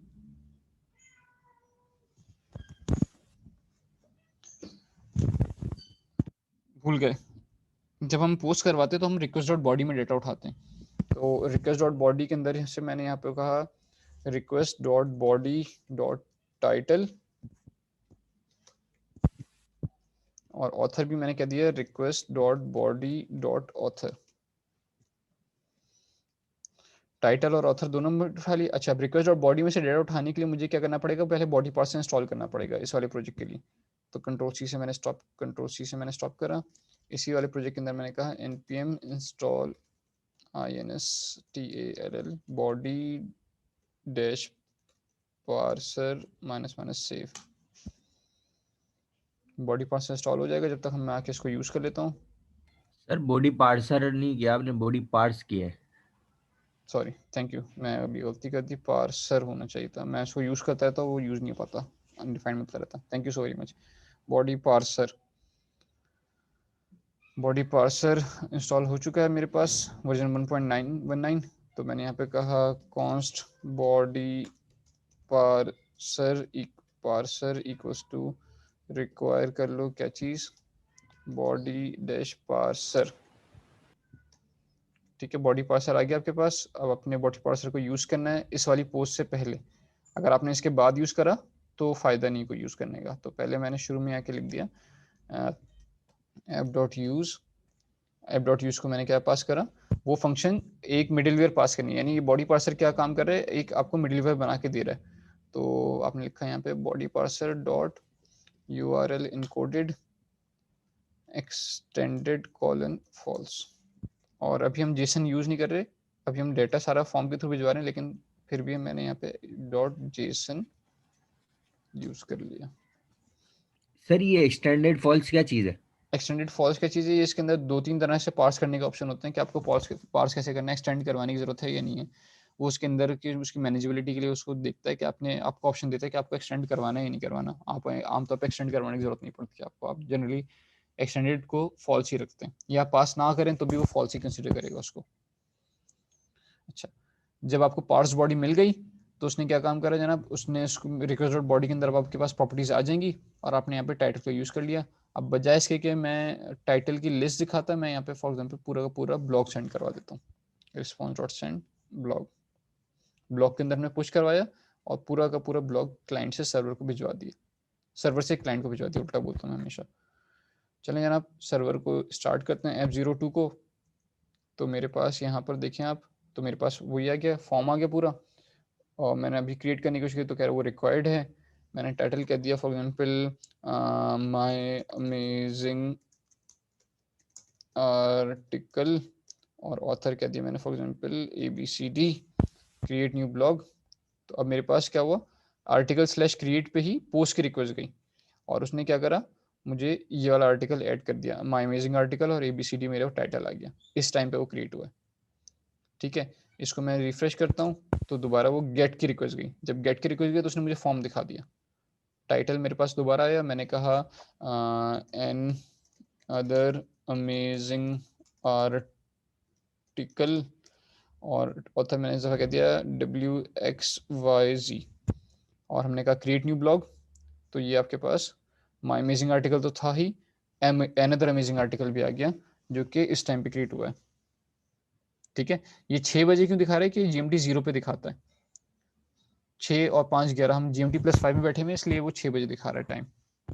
सर्वर पे टाइम जो मैनेज होता है वो GMT 0 वाला टाइम मैनेज कर रहा होता है, टाइम जोन से हटा के, ताकि क्योंकि कोई सर्वर किसी भी टाइम जोन में डिप्लॉय हो सकता है, इसलिए उसमें आमतौर पे कराया जाता है कि अपनी मर्जी के टाइम जोन के लिए फिर टाइम जोन की डिफरेंट लाइब्रेरीज हैं, TZ करके वो लाइब्रेरीज यूज़ करते हैं।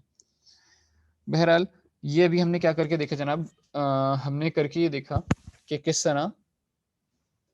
तरह आपने जो आपके लिए काम की चीज़ थी वो क्या थी, ये रिस्पॉन्स और टेंडर आपके लिए नई चीज़ थी, काम की चीज़ थी कि किस तरह आपने एक फॉर्म को रेंडर करवाया, और जब वो फॉर्म रेंडर हो गया तो आपने क्या काम करा जनाब, जब वो फॉर्म रेंडर हो गया तो आपने उस वाले फॉर्म के अगेंस्ट में जो डेटा जनरेट हुआ वो आपने एक अलग लिस्ट में दिखा दिया। अच्छा, अब हम क्या करेंगे, मैं थोड़ा सा यहाँ पे स्टॉप लूँगा, पॉज लूँगा, आप यहाँ पे प्रैक्टिस करके देखिए अपनी EJS टेम्पलेट के साथ कि आप टेम्पलेट कैसे रेंडर करवाते हैं। जब ये इनिशियल टेम्पलेट आप रेंडर करवा लेंगे तो हम उसके बाद आगे पढ़ेंगे इसके अंदर EJS के अंदर क्या क्या नई चीज़ें हो सकती हैं HTML में जो नहीं मिलती हैं हमें, वो चीज़ें हम करके देखेंगे इंशाल्लाह। और फिर उसके बाद स्टैटिक्स क्या चीज़ होती है, हम स्टैटिक की भी बात करेंगे, लेकिन उससे पहले आप थोड़ी सी यहाँ तक प्रैक्टिस कर लीजिए। अभी टाइम हो रहा है 11:09, हम 10-15 मिनट लेंगे, 15 मिनट लेते हैं, लेट्स ट्राई। और कल वाली तरीके से भूल नहीं जाइएगा, बैठ नहीं जाइएगा, बल्कि प्रैक्टिस करके देखिएगा। Let's resume the class after 15 minutes. जब तक मैं क्लास को रिकॉर्डिंग पॉज कर रहा हूँ, मैं यहीं पे अवेलेबल हूँ, आपके कोई सवाल आते हो तो आप मुझसे पूछ सकते हैं।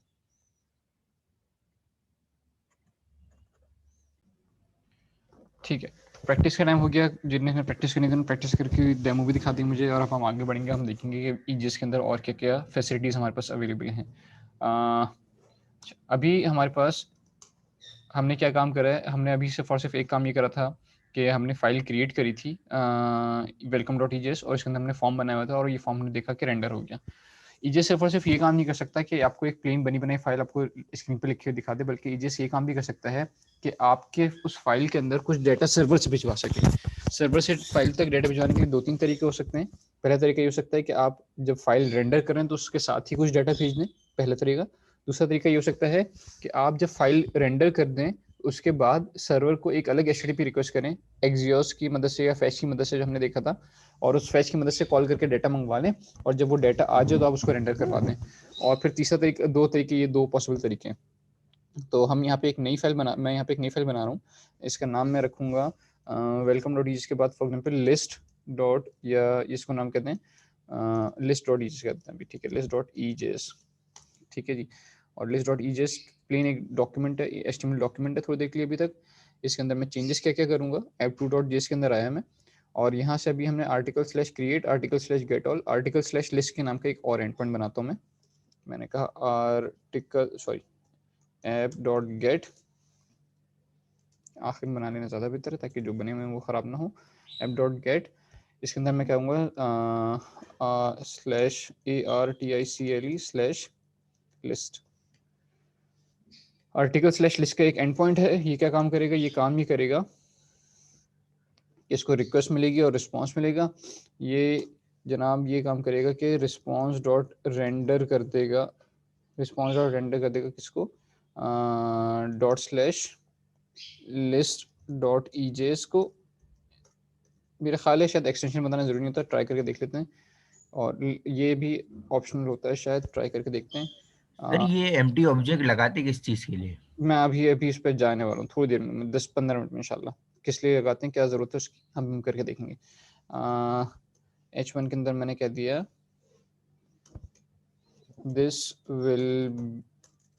will be used to show the list of books, articles।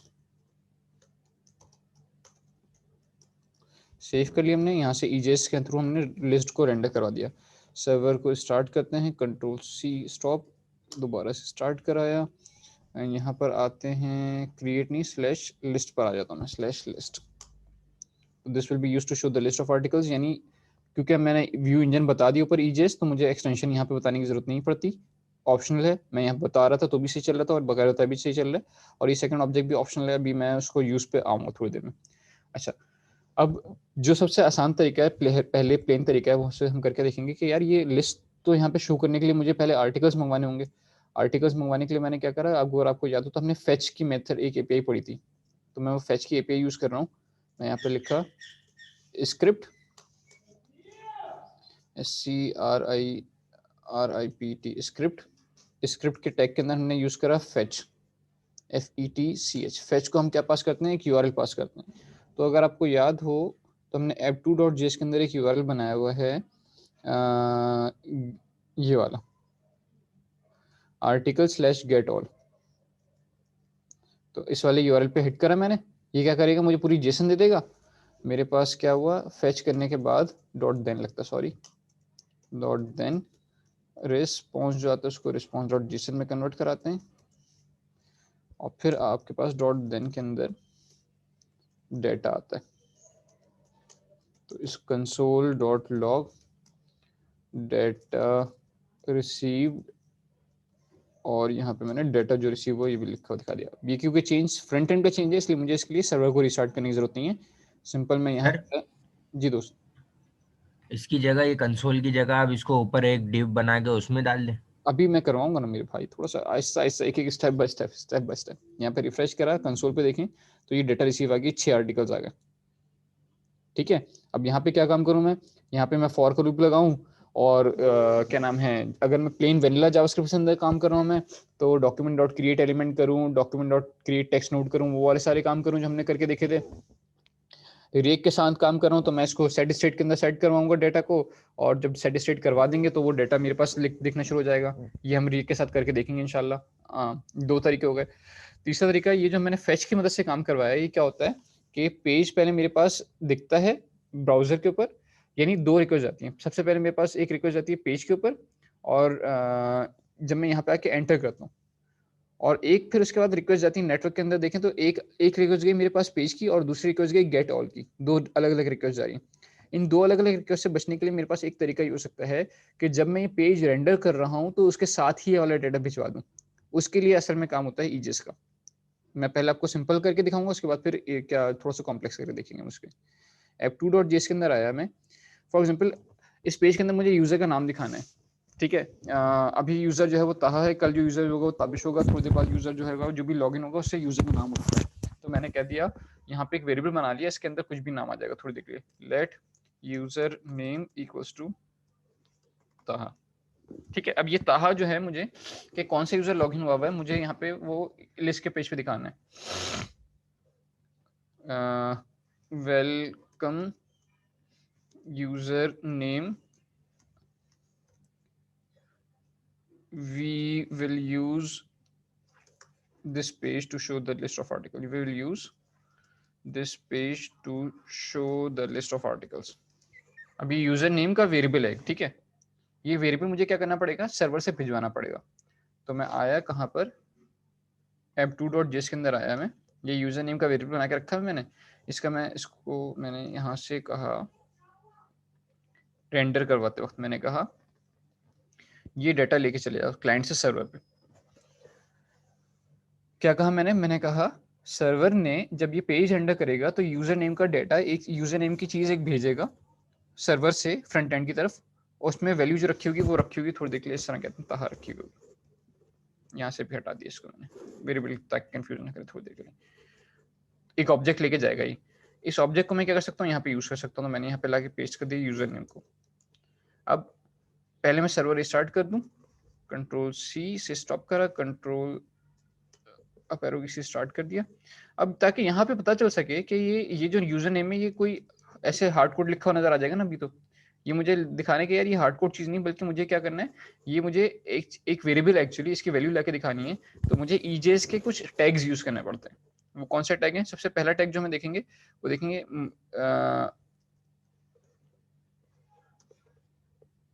यार मैं भी भूल गया, मैंने ईजेएस बहुत मतलब आज से 4-5 साल पहले तक लास्ट यूज करी थी, उसके बाद मुझे जरूरत नहीं पड़ी। एक मिनट मुझे दीजिएगा, मैं थोड़ा सा रिवाइज कर लूँ जल्दी से। हाँ, ये इक्वल्स के अंदर ही ला के पेश करेंगे इसके फंक्शन, ठीक है।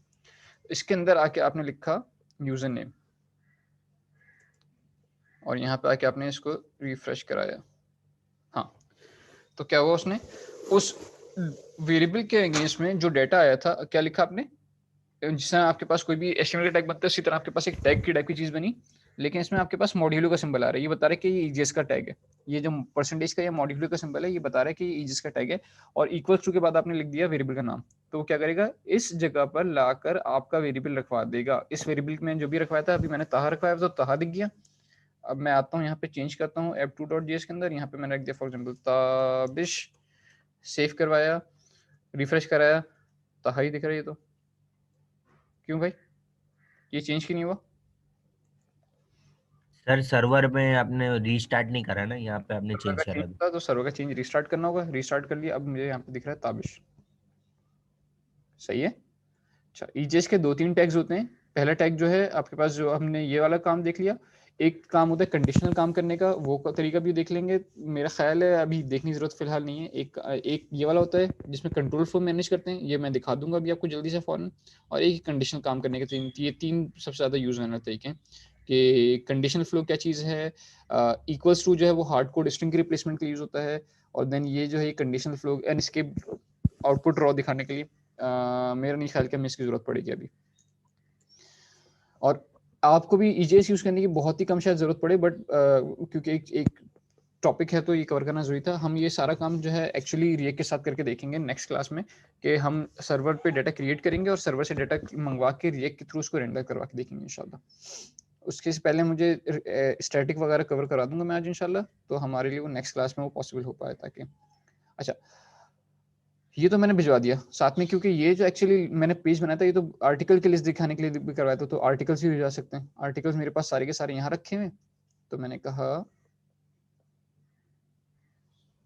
आर्टिकल जो है ARTICLES, आर्टिकल्स के नाम के वेरिएबल के अंदर मैंने वो पूरे जितने भी आर्टिकल मेरे पास बने हुए थे ना, सारे के सारे मैंने भिजवा दिए फ्रंट एंड पे सर्वर से। अब आते हैं जनाब फ्रंट एंड के ऊपर। सर्वर साइड का चेंज हो गया सारा, तो सर्वर को एहतियातन अभी के अभी हाथ के हाथ रीस्टार्ट करते हैं ताकि बाद में भूल ना जाए। अब आते हैं फ्रंट एंड के ऊपर।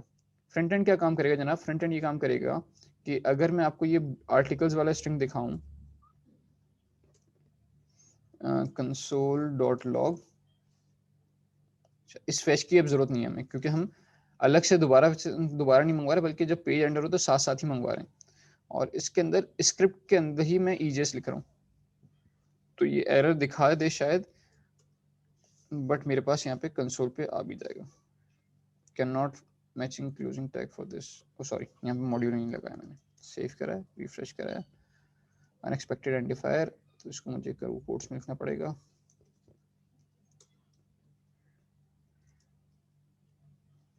JSON डॉट स्ट्रिंगिफाई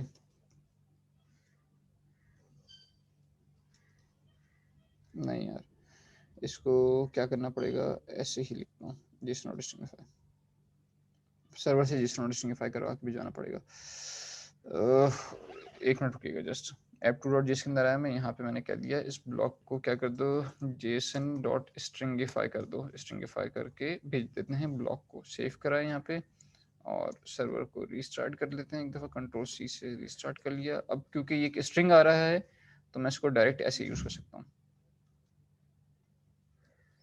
और यहाँ पे मैंने क्या कह दिया, मेरे वेरिएबल का नाम क्या था, मेरे वेरिएबल का नाम था आर्टिकल्स, आर्टिकल्स को यहाँ रखा।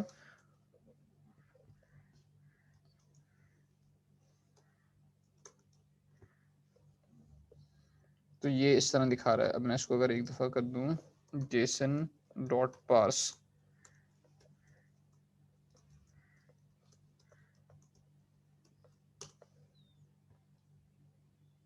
यार छोड़ दें, हम सिंपल ये काम करते हैं कि इसके ऊपर मैं लूप लगा के आपको दिखा देता हूँ। आर्टिकल्स को हमने यहाँ से इनकोड भी करना पड़ेगा, फिर इस तरह भेजना पड़ेगा। तो मैं प्लेन इस तरह जो सारे के सारे ब्लॉक्स हैं नहीं, सारे मैंने फ्रंट एंड से, सॉरी सर्वर से फ्रंट एंड पे भिजवाए, Ctrl+C, सर्वर रिस्टार्ट करा, आर्टिकल्स यहाँ से गए, और यहाँ पर आके अब हम क्या करेंगे, अब हम लिखेंगे यहाँ पर कंट्रोल फ्लो,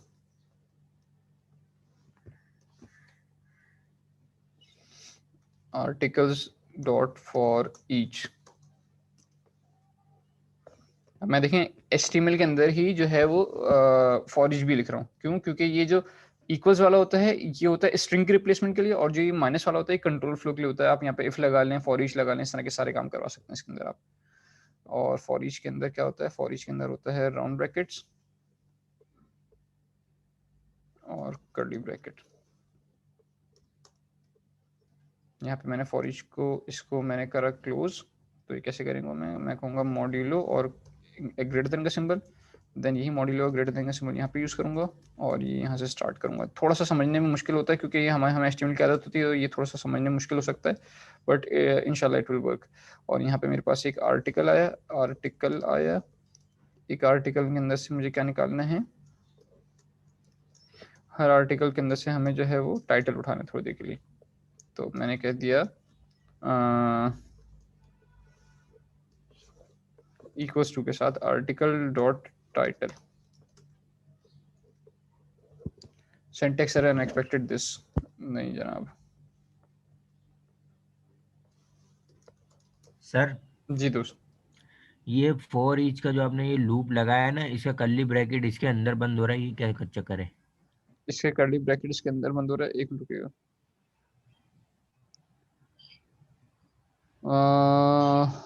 क्या गलती करूं ताबिश, मैं एक मिनट आपकी सॉल्व कर देता हूँ ताबिश, अगर आपको समझ आ रहा है कि मैं क्या गलती कर रहा हूँ।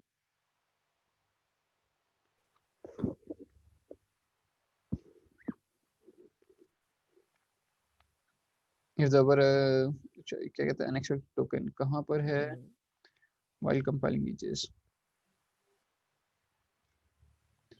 क्या गलती की ईजेस में मैंने,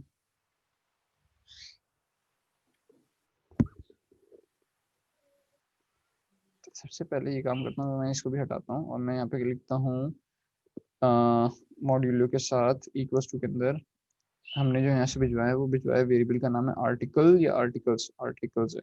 तो आर्टिकल्स डॉट लेंथ, कितनी लेंथ मिली यहाँ तक हार्ड कोड आना चाहिए।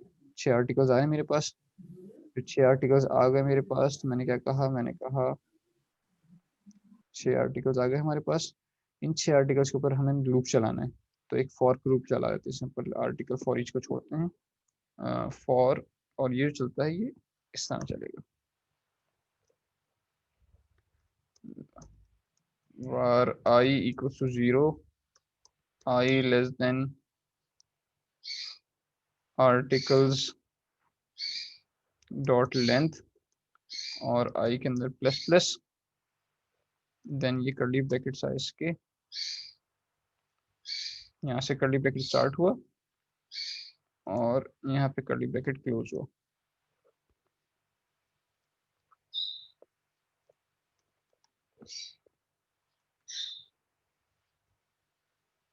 ठीक है जनाब, कोई मसला नहीं आता।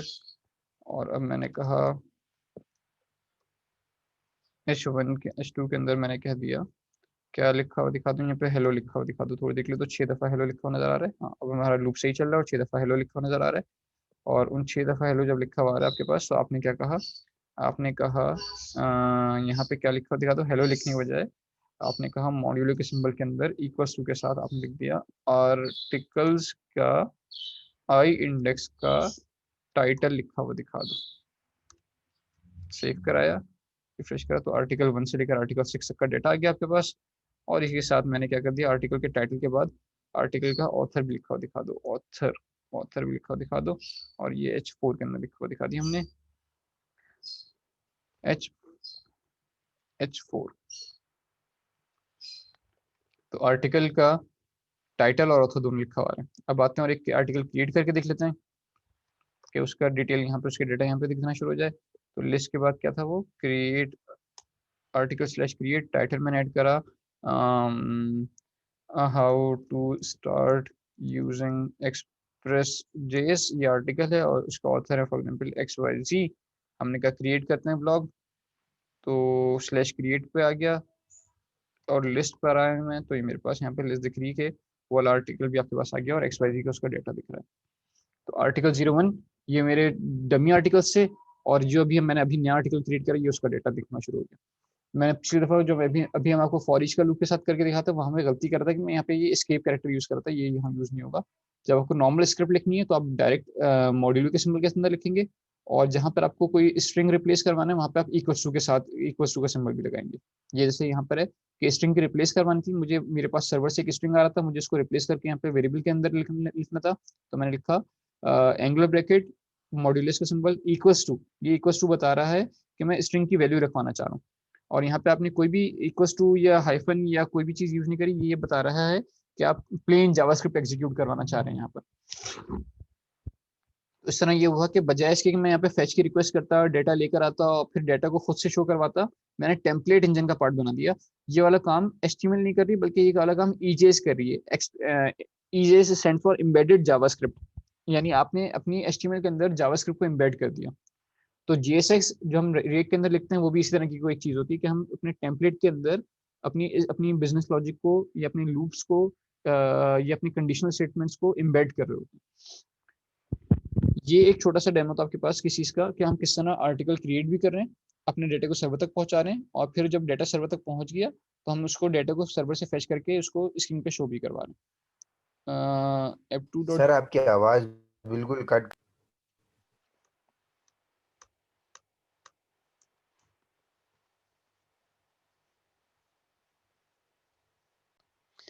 ठीक है जनाब, तो हमने देखा ये कि हमने किस तरह एक रिसोर्स, मैंने सर्वर के अंदर से इसको ब्लॉक्स की लिस्ट को कम कर दिया था, Ctrl+J Ctrl+C, सर्वर को दोबारा स्टार्ट कर दिया।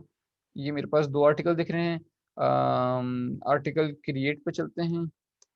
क्रिएट से मैंने कहा हेलो वर्ल्ड, आर्टिकल मैंने ABC ऑथर का नाम कहा, क्रिएट करा, तो जेसन में भी दिखा रहा है क्रिएट हो गया। और अगर मैं यहाँ पे देखूँ लिस्ट, तो लिस्ट वाले पेज पे मुझे दिखा रहा है कि आर्टिकल क्रिएट हो चुका है। अच्छा, अब हम करेंगे ये कि अभी हम एक और चीज देखेंगे, स्टैटिक्स क्या चीज होती है। जब हम स्टैटिक एक दफा सीख लेंगे तो नेक्स्ट हम अगली क्लास में ये देखेंगे इंशाल्लाह कि किस तरह आर्टिकल्स जो हैं, आर्टिकल कह लें या कोई भी इस तरह की थीम लेके चलेंगे जहाँ पे हम पूरी CRUD एप्लीकेशन बनेंगे। ये चीज कहलाती है CRUD, create read update and delete, CRUD, C for create, R for read, U for update and D for delete. अभी हमने सिर्फ क्रिएट कर रहे हैं और रीड कर रहे हैं, ठीक है।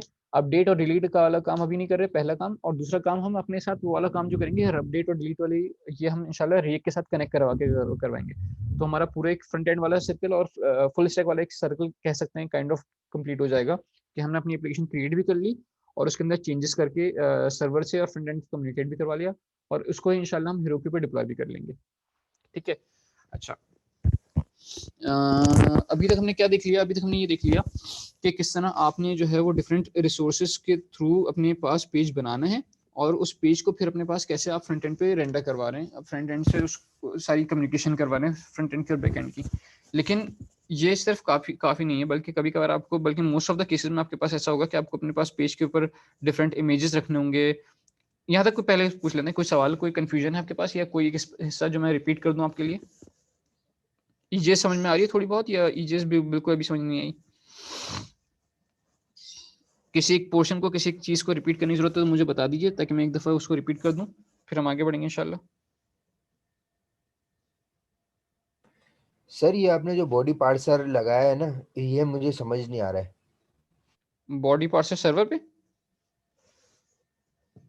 बॉडी पार्सर जी तो ये ऐप डॉट यूज के अंदर जो यूज करा था। जी बॉडी पार्सर समझ में जी नहीं आ रहा है क्या? कहिए। ये body parcel dot URL encoded और ये एक्सटेंडेड फॉल्स वगैरह, ये मेरे को समझ नहीं आ रहा है क्या चीज़ है मकसद। ठीक है। समझाने के लिए सिर्फ और सिर्फ मैं थोड़ा सा पीछे जा रहा हूँ। क्या नाम है, जो हमने मिडिल वेयर जब हमने पढ़नी शुरू करी थी, तो वहां से मैंने यहाँ पर एक नई फोल्डर बनाया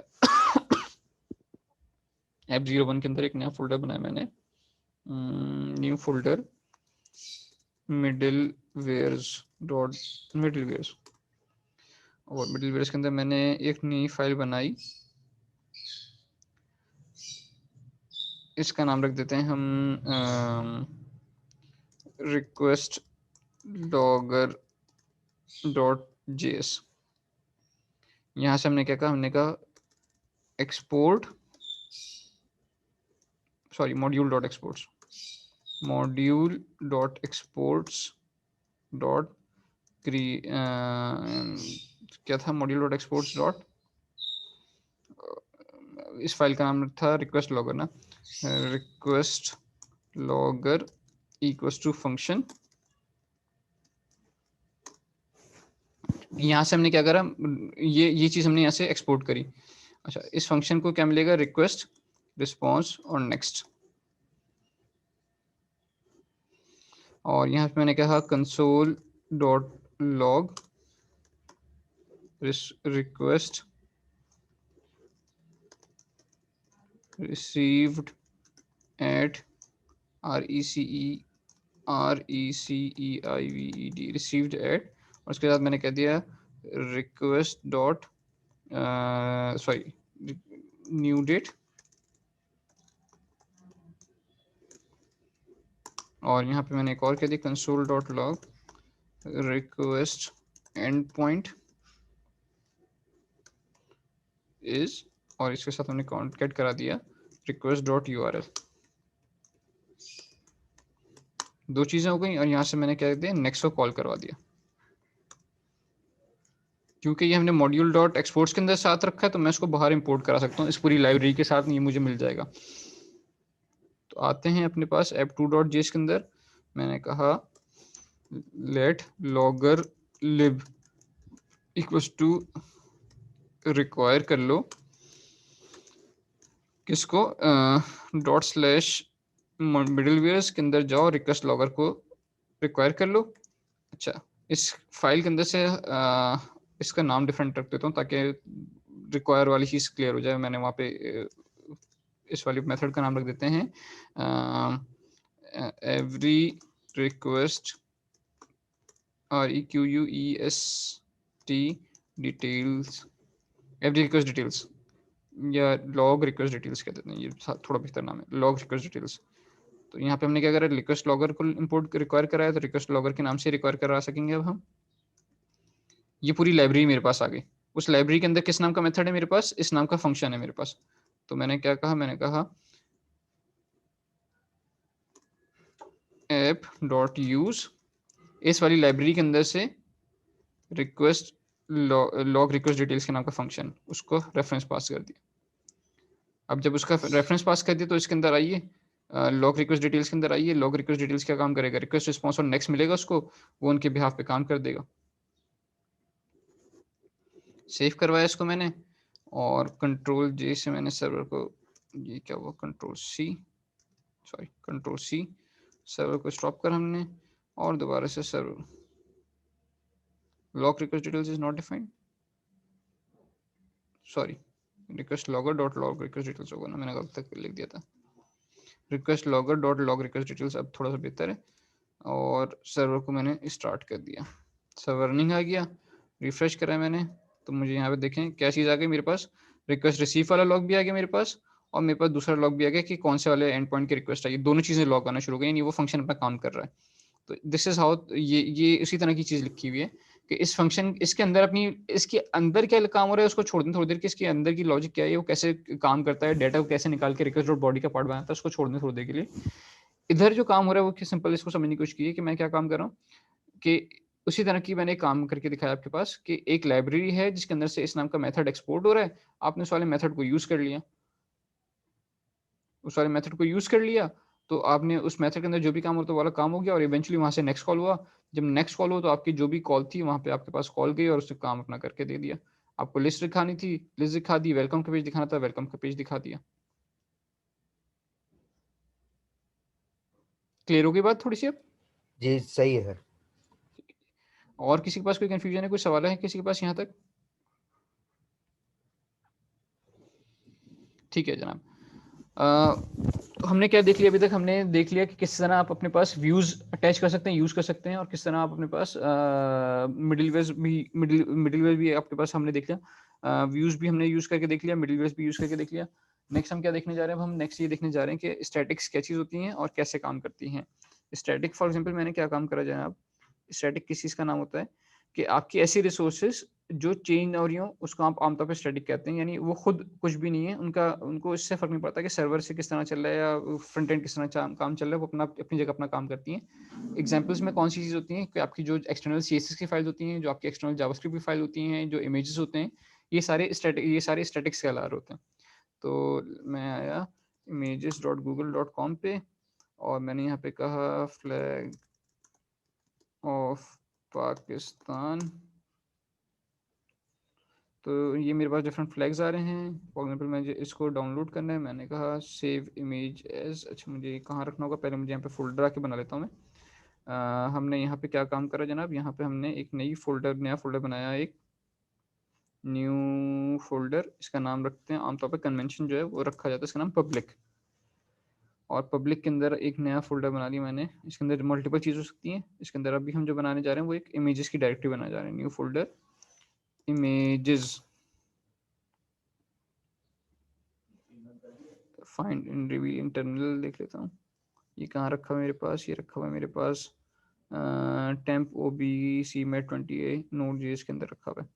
ठीक है जी, और मैंने ये इमेज का right click, save image as, और इस वाले इमेज को हम उठाकर यहाँ रख लेते हैं, कहाँ पर, डेस्कटॉप के अंदर, UTOBC-28, इसके अंदर नोड जेएस के अंदर क्लास 03 ऐप 01, और इसके अंदर पब्लिक के अंदर इमेजेस की डायरेक्टरी के अंदर मैंने इस वाले इमेज को सेव करवा लिया।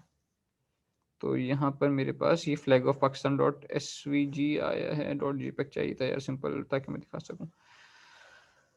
अच्छा जी, ये शायद एक JPEG हो, सही है, सेव इमेज एज, इसको भी सेव कर लेते हैं, images.png, हाँ सिंपल PNG फाइल है। ठीक है, ये PNG फाइल मेरे पास यहाँ पर आ चुकी है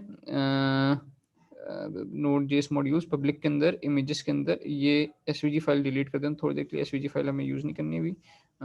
डिलीट मूव टू बिन, कहाँ गया, move to bin.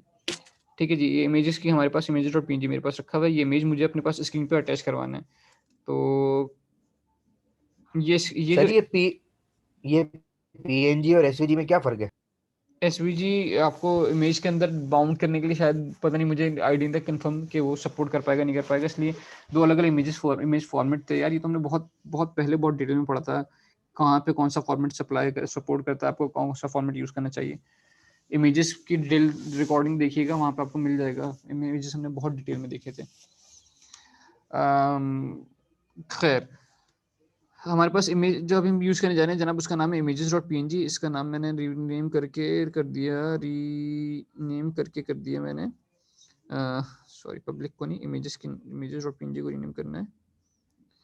Flag of पाकिस्तान.png कर दिया इसको मैंने।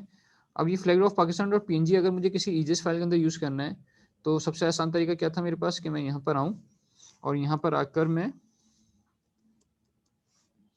अपने img और src के अंदर उसका सोर्स का पाथ दे दूँ, तो वो मेरे पास स्क्रीन पे दिखना शुरू हो जाएगा।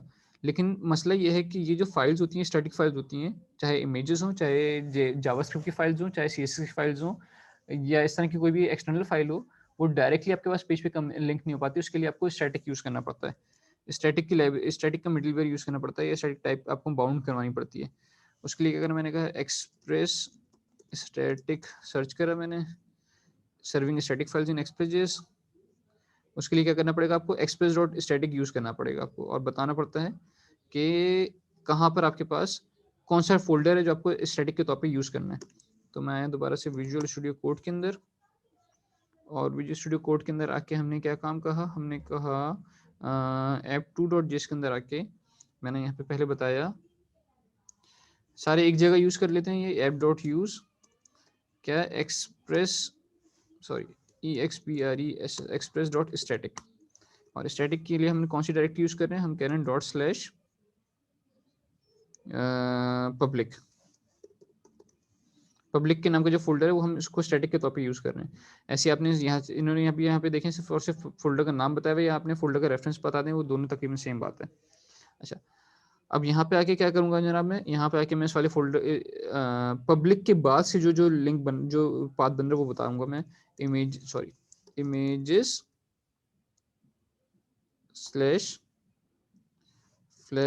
of .png, डॉट स्लैश आएगा नहीं आएगा मुझे एग्जैक्टली याद नहीं है, मैं भी करके देखता हूँ। ये हमारा सर्वर चल रहा है। इमेज का यूआरएल मैंने सही नहीं बनाया, वो पाथ ब्रेक हो रहा है। पाथ क्या बना अभी तक यहाँ देखें अगर इंस्पेक्ट करके, तो उसने कहा images/flag of pakistan.png, यानी मुझे यहाँ पे भी शुरू में इमेजेस लगाना पड़ेगा, नहीं सॉरी पब्लिक लगाना पड़ेगा, PUBLIC पब्लिक।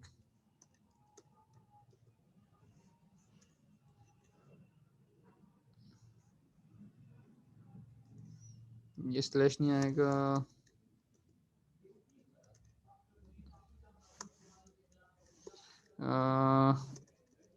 Ctrl+C से प्रोजेक्ट को स्टॉप करा, दोबारा प्रोजेक्ट को स्टार्ट करा। पब्लिक क्यों नहीं आ रहा ये, इसको मैं अगर कहूँ reveal in other open in new tab, तो आर्टिकल्स स्लैश अटैच कर रहा है इसके साथ।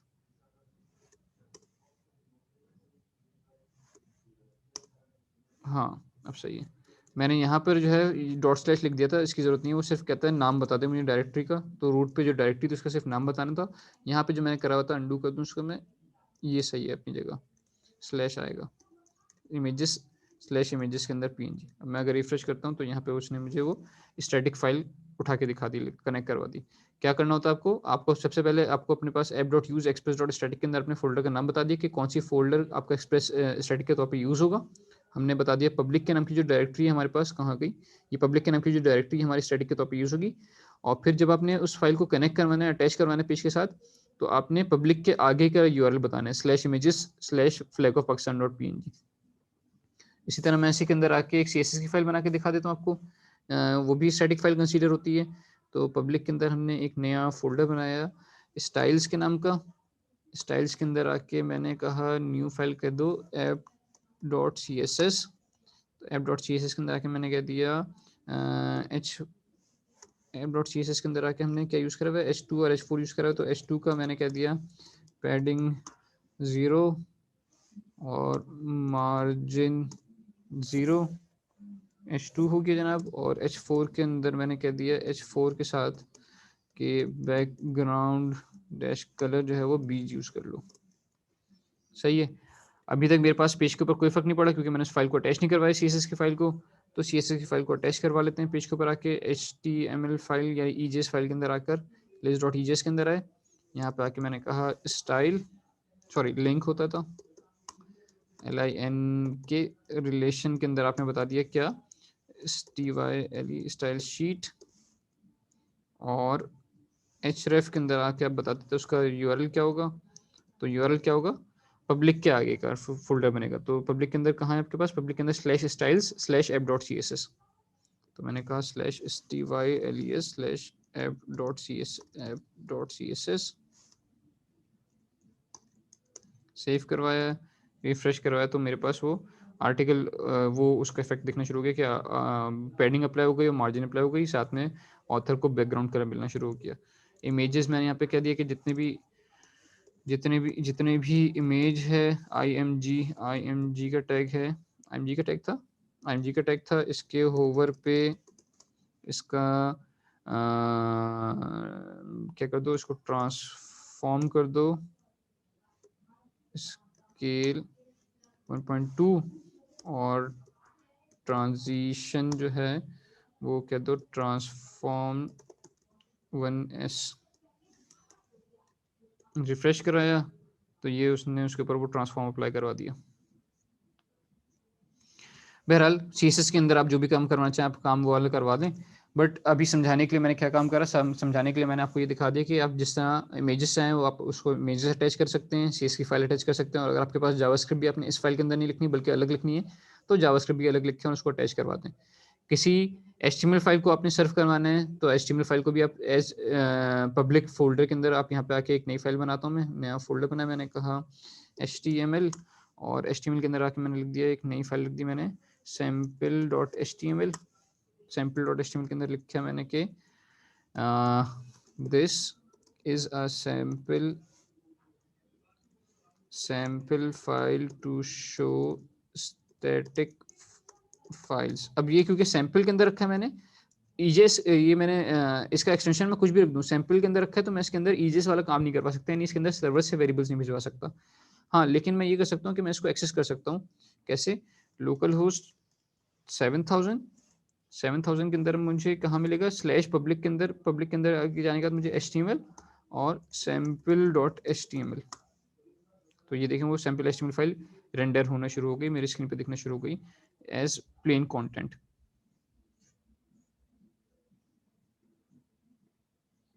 This sample is file to show static files, इसके अंदर मैं कोई भी चेंज करना चाहूँ वो चेंज कर लूँ। एक बटन बना लेते हैं BUTTON बटन और हेलो वर्ल्ड, यहाँ पे वो हेलो वर्ल्ड का बटन आ गया। अब मैं इसके साथ जिस तरह चाहूँ एक करवा सकता हूँ। तो हमारा ये जो सैंपल फाइल है, ये स्टैटिक फाइल है, ये भी कौन रेंडर करवा रहा है, ये वो हमारा क्या नाम है जो सर्वर है एक्चुअली वो रेंडर करवा रहा है। हम उसको उस फाइल के पाथ से, ओरिजिनल पाथ से एक्सेस नहीं कर रहे जहाँ पे हमने फाइंडर के अंदर रखा था, हमने उसको जहाँ पे एक्सप्लोरर के अंदर रखा था वहां से एक्सेस नहीं कर रहे, बल्कि हमारा सर्वर ये रिस्पॉन्सिबल है कि हमारी इस फाइल को रेंडर करवाएगा, यानी सर्वर से जब इसको क्लाइंट कोई भी इसको मांगेगा तो उसको सेंड करवाएगा। ये एक छोटा सा कंप्लीट साइकिल आपके पास बन रहा है, यहाँ पर आपने फ्रंट एंड को और सर्वर को आपस में कम्युनिकेट करवाया। ताबिश आप अवेलेबल हैं? ताबिश भाई हैं क्लास में? माइक, हाँ ओके ठीक है। अच्छा, मैं सोच रहा था कि एक दफ़ा ये पूरा साइकिल जो है ना क्या नाम है, ये रिसोर्स क्रिएट वाला, क्रेड तो नहीं खैर, क्रिएट और रीड वाला EJS के साथ आप भी एक दफ़ा इसको रिपीट करवा दें, ताकि कोड एक दफ़ा ये आपके साथ करते हुए देख लें, ताकि जो उनके पास अभी कोई सवालात होंगे, कोई कन्फ्यूजन होंगी वो क्लियर हो जाए। और टॉपिक्स तो मेरे पास अब इसमें कुछ भी नहीं है सिवाय इसके कि अब हमें रिएक्ट के साथ इसको एक पूरा कनेक्ट करवाना, फिर socket.io पे चलेंगे इंशाल्लाह फिर उसके बाद। ठीक है। अच्छा, मैं ये सोच रहा था कि बेसिकली इनसे करवा लेते हैं, ताकि अगर कोई कंफ्यूजन होगी तो फिर उसी से क्लियर हो, क्योंकि आई गेस आप कह रहे हैं मैं कह रहा हूँ चीज़ें हो गई हैं, आई गेस सही है, इनसे करवा लेते हैं। आई गेस जो भी चीज़ें कन्फर्म आई होगी तो उसके ऊपर हम हाथ के हाथ जो है सारी चीज़ें सॉल्व करवा लेंगे। यार ये बहुत जो है ना मतलब ये सोए में इनको ग्लूकोज की ड्रिप लगने की जरूरत है, इनको सारे जो है ना आज तो वो फिर ये नहीं करेंगे तभी जाएंगे, फायदा नहीं मैं भी कर रहा हूँ, तो आई गेस मेरा ठीक मसला नहीं, मैं करवा देता हूँ, कोई इशू नहीं, ठीक जैसा आप बोलें। ठीक है, तो हम एक काम करते हैं 12-10 हो रहे हैं, 25-30 मिनट लेते हैं इन लोग से करवाते हैं, फिर उसके बाद देखते हैं डिसाइड करते हैं कि क्या होता है। तो अभी आप लोग ने करना हाँ क्या बस। जनाब, आप लोग ने करना ये है कि आपको पेज बनाने हैं दो, एक पेज बनाना है स्लैश क्रिएट का और एक पेज बनाना है आपको स्लैश लिस्ट का। ठीक है, क्रिएट का पेज क्या काम करेगा, कोई भी रिसोर्स क्रिएट करेगा। कोई एक सैंपल ले लें, आप कह लें आप एक स्टेट एजेंसी के लिए काम कर रहे हैं, आप कह लीजिए कि आप किसी लाइब्रेरी के लिए काम कर रहे हैं, किसी भी चीज़ के लिए काम कर रहे हैं जहाँ से आप क्रिएट कर सकें कोई भी रिसोर्स। ठीक है, कोई एक एंटिटी ले लें, फॉर एग्जाम्पल आप कह लेते हैं अगर आप स्टेट एजेंसी के लिए काम कर रहे हैं तो आप कोई प्रॉपर्टी क्रिएट कर रहे होंगे, आप किसी लाइब्रेरी के लिए काम कर रहे हैं तो आप बुक्स की रजिस्ट्री मेंटेन कर रहे होंगे, आप किसी स्कूल में काम कर रहे हैं तो आप स्टूडेंट्स को मैनेज कर रहे होंगे, आप किसी ऑफिस में काम कर रहे हैं तो आप किसी ह्यूमन रिसोर्स को मैनेज करोगे। तो इस तरह के आपके पास कोई भी डिफरेंट एंटिटी हो सकती है, उन एंटिटी को यूज करिए, उसकी लिस्ट को पहले उसको क्रिएट का फॉर्म बनाइए जहाँ से आप उसको एंटिटी को क्रिएट कर होंगे, और देन आप एक लिस्ट का पेज बनाइए जहाँ पर आप उसको जो जो आपके क्रिएटेड एलिमेंट्स हैं, जो जो आपका क्रिएटेड एंटिटी है, उसको आप लिस्ट करवा के दिखा सकें। रिक्वायरमेंट क्लियर है?